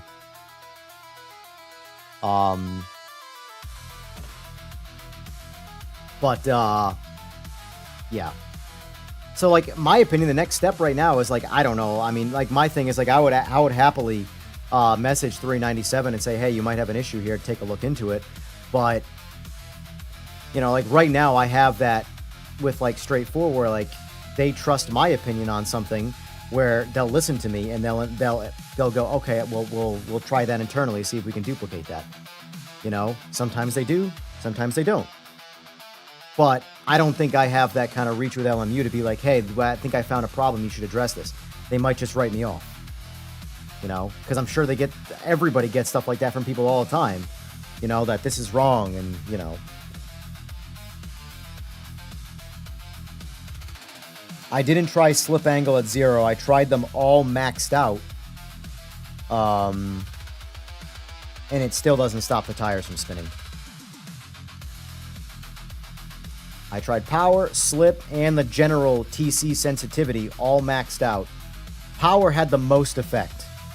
As far as in between slip and power, I mean, that is. Power had more of an effect than slip.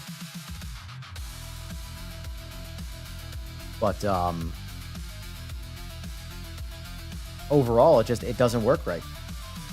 You know? Even iRacing's TC, with all of its lack of grip on those tires, the TC worked correctly. Let's try Rensport. Before we get off, I'll try Rensport. Not that I hold this to much, you know.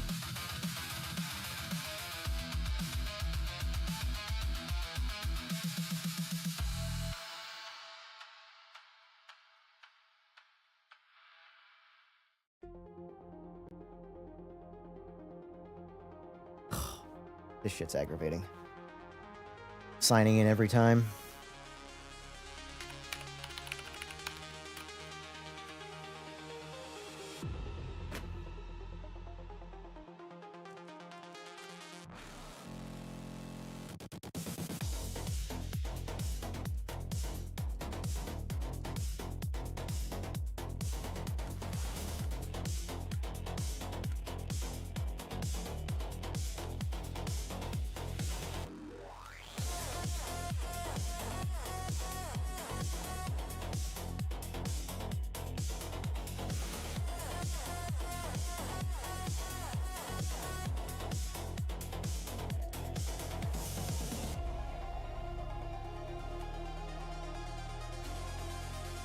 So let's see if it works in this.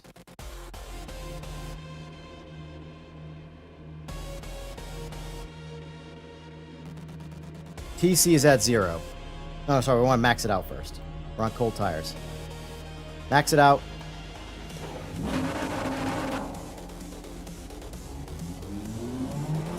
All right. Okay. Let's turn it off. See if it spins. It might not spin. Okay, okay, okay. Even Rensport works.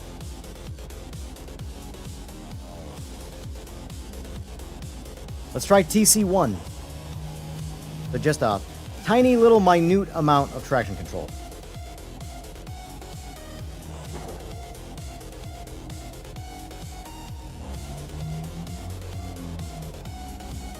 Running out of avenues of defending LMU's working correctly. All right, so it blows through first. So TC1, sorry. So let's try TC5. Let's split the difference.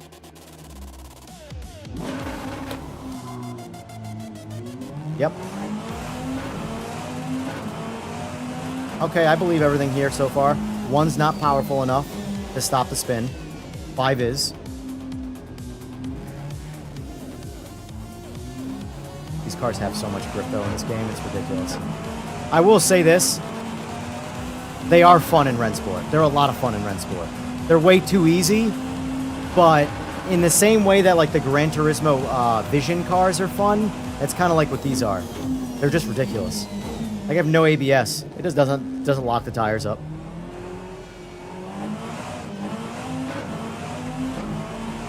But even still, even in a more arcadey feeling LMDH experience, TC is programmed correctly.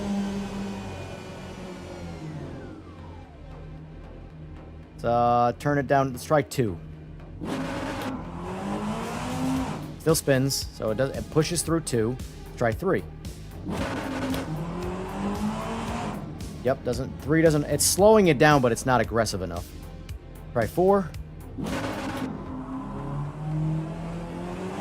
4's right there on the edge. It looks like if I had a wider road and didn't touch the grass, I would probably be fine. 5 works. Let's see how 6 feels. 6 is too aggressive. So I think 5's actually the sweet spot. Yep. 5's got the smoothest takeoff. I'll try 4 one more time. But I might have to throttle it to... I'm trying to find the perfect traction, because that's the thing. That's how TC works, guys.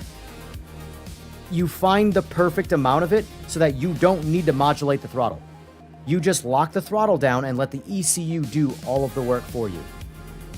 And whatever is optimum, meaning you never have to come off the throttle, that is optimum. That's where you want to be.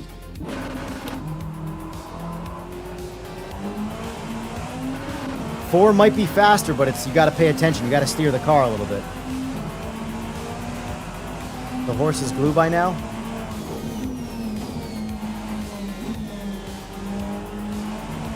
Hey, I've learned that in sim racing, you have to beat the hell out of the horse to get the point across. But, so it looks like in Rensport, if you do play Rensport, and you launch these cars, 4 or 5 is where you want to be, depending on, I guess, maybe the tire pressure and the overall temperature. 5 felt pretty good. It's pretty easy on 5. 4, I don't have to modulate the throttle, but you will have to steer the car a little bit. Or counter-steer the car. Let's try one more time on 4.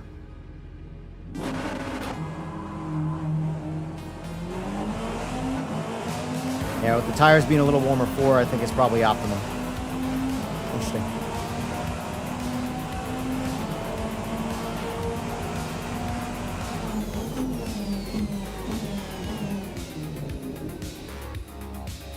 We're pretty much done testing, Matthew. I decided to jump in Rensport and duplicate everything, and it worked. It's fine. It's specific to LMU. The problem. So if anybody has any kind of leverage or pull with LMU, maybe because I'm not as much as people want to be tribal and think I'm going to hate or something. I would prefer LMU fix the problem and make the sim better. Not to have a problem and just say the problem is there and the game sucks and no. you know, but there's genuinely a problem there.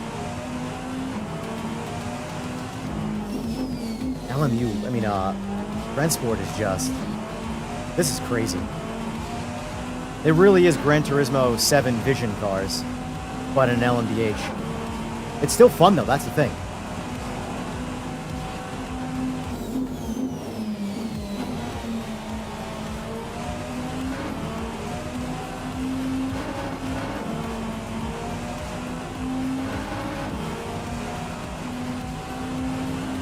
Well, the only thing about LMU, though, is that, like, for example, I'm bronze rated in LMU. I can't drive those cars anyway against people. So, unless I'm racing against AI in practice, the new tire model for the LMDHs hasn't affected anything for me yet. But for people who do drive them, you know, it'll affect them, essentially. Let's see what I can do for a lap time. I want to say 136 is my fastest.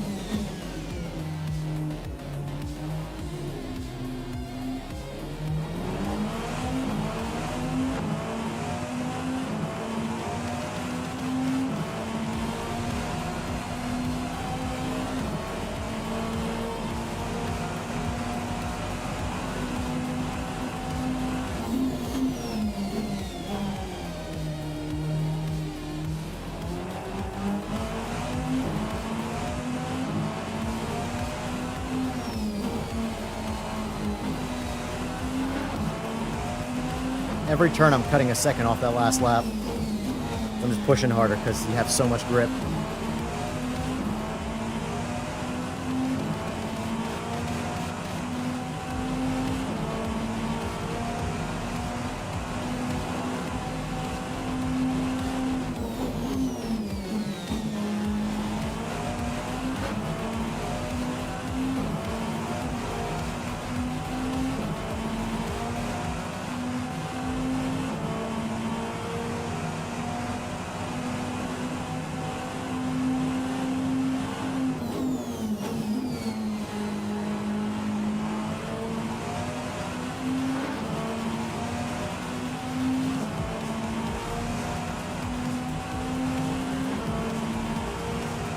Not bad, 139. Fastest on that's 136 I've been. You just gotta, like, train your brain to, like, push the car, because you can. You can just keep doing things you don't think you can. You can't do them in any other sim. But, anyway. Alright, folks. I'm done. I'm done complaining. So what have we learned today? Alright, let's, without, again, beating the dead horse, let's real quickly summarize the new tires in LMU. I would say warm tires feel really good now. You have more force feedback through the tires. That I did see people talk about. That I can say is accurate. I like what it feels like warm. I don't like the super cold tire feeling, but now that we found the TC issue, perhaps it is not the cold tires that are the problem. The tires are programmed correctly, and TC needs to work correctly. And then maybe, you know, it would be worth a revisit. But I would say once you get the tires warm, the cars drive. Honestly, once you get the tires to like 110 degrees Fahrenheit, it starts getting really, really, really good feeling. Anything below that, though, you have very, very, very little grip, front and back. So overall, though, I do think it's a step in the right direction, but it is absolutely not a finished product. So, overall, today I would say was a good stream from both a learning, from me anyway, whether you guys think this or not, that's entirely up to you. But for my own personal gratification, I'm happy today because I learned something and got to experience a new thing. Things we have coming this week. Oh, let me ask you this, guys, in chat. Ride 6 came out. Or comes out tomorrow. I've had all the previous rides. I personally think they kind of suck. But do you think Ride 6 would be worth streaming? I know it's more of an arcade game, but I don't know. We have AC EVO 0.5 coming out. I believe tomorrow, actually. So we'll see what we do, if that's a Friday stream or what the case is. But if anybody thinks Ride 6 would be worth streaming, let me know, and I'll consider picking it up. But if it's not worth streaming, I have no desire to play that game off stream. That's for sure.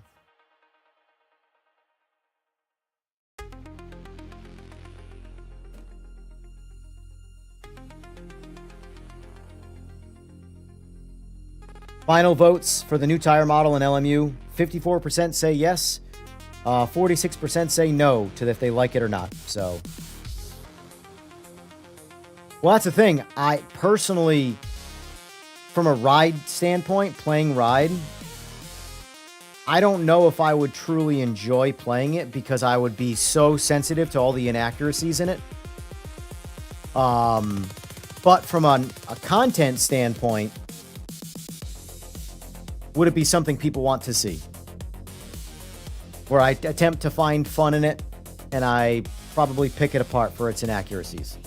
Because I can already tell you I'm going to do that if I play it. I've done it with all the other rides. It's why I don't play rides. Because they annoy me.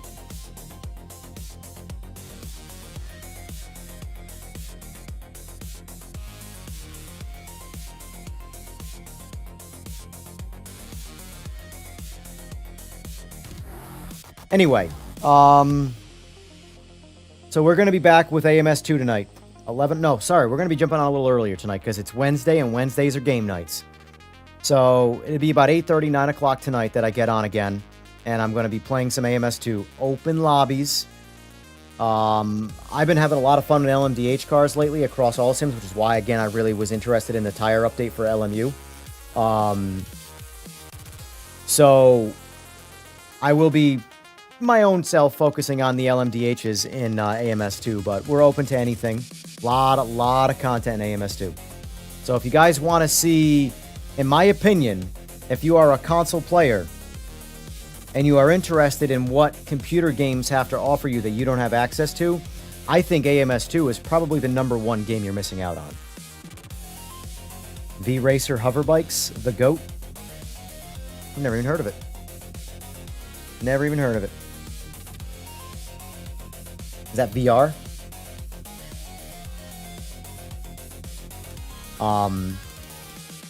VR only? Yeah. That sounds like I would throw up.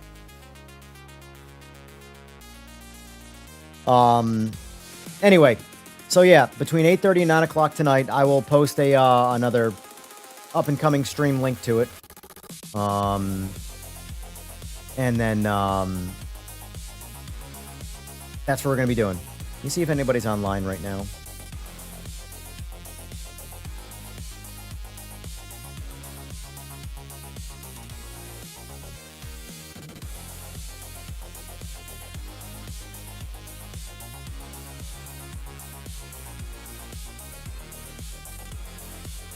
Might see me at 4 a.m. Well, I'll be, like I said, I'll be like 6 hours from now, I'll be live again, but we're going to be actually playing some AMS2. I wish AMS2 was a more popular streaming title. It's not, but I don't care. It's one of those games that when I'm going to play it, I'm going to play it either way, so I'm going to go live when I do it.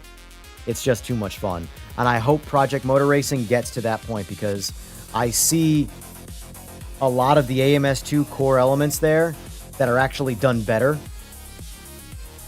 I do think PMR could be a better game than AMS2 with some time. So I'm pulling for it quite a bit.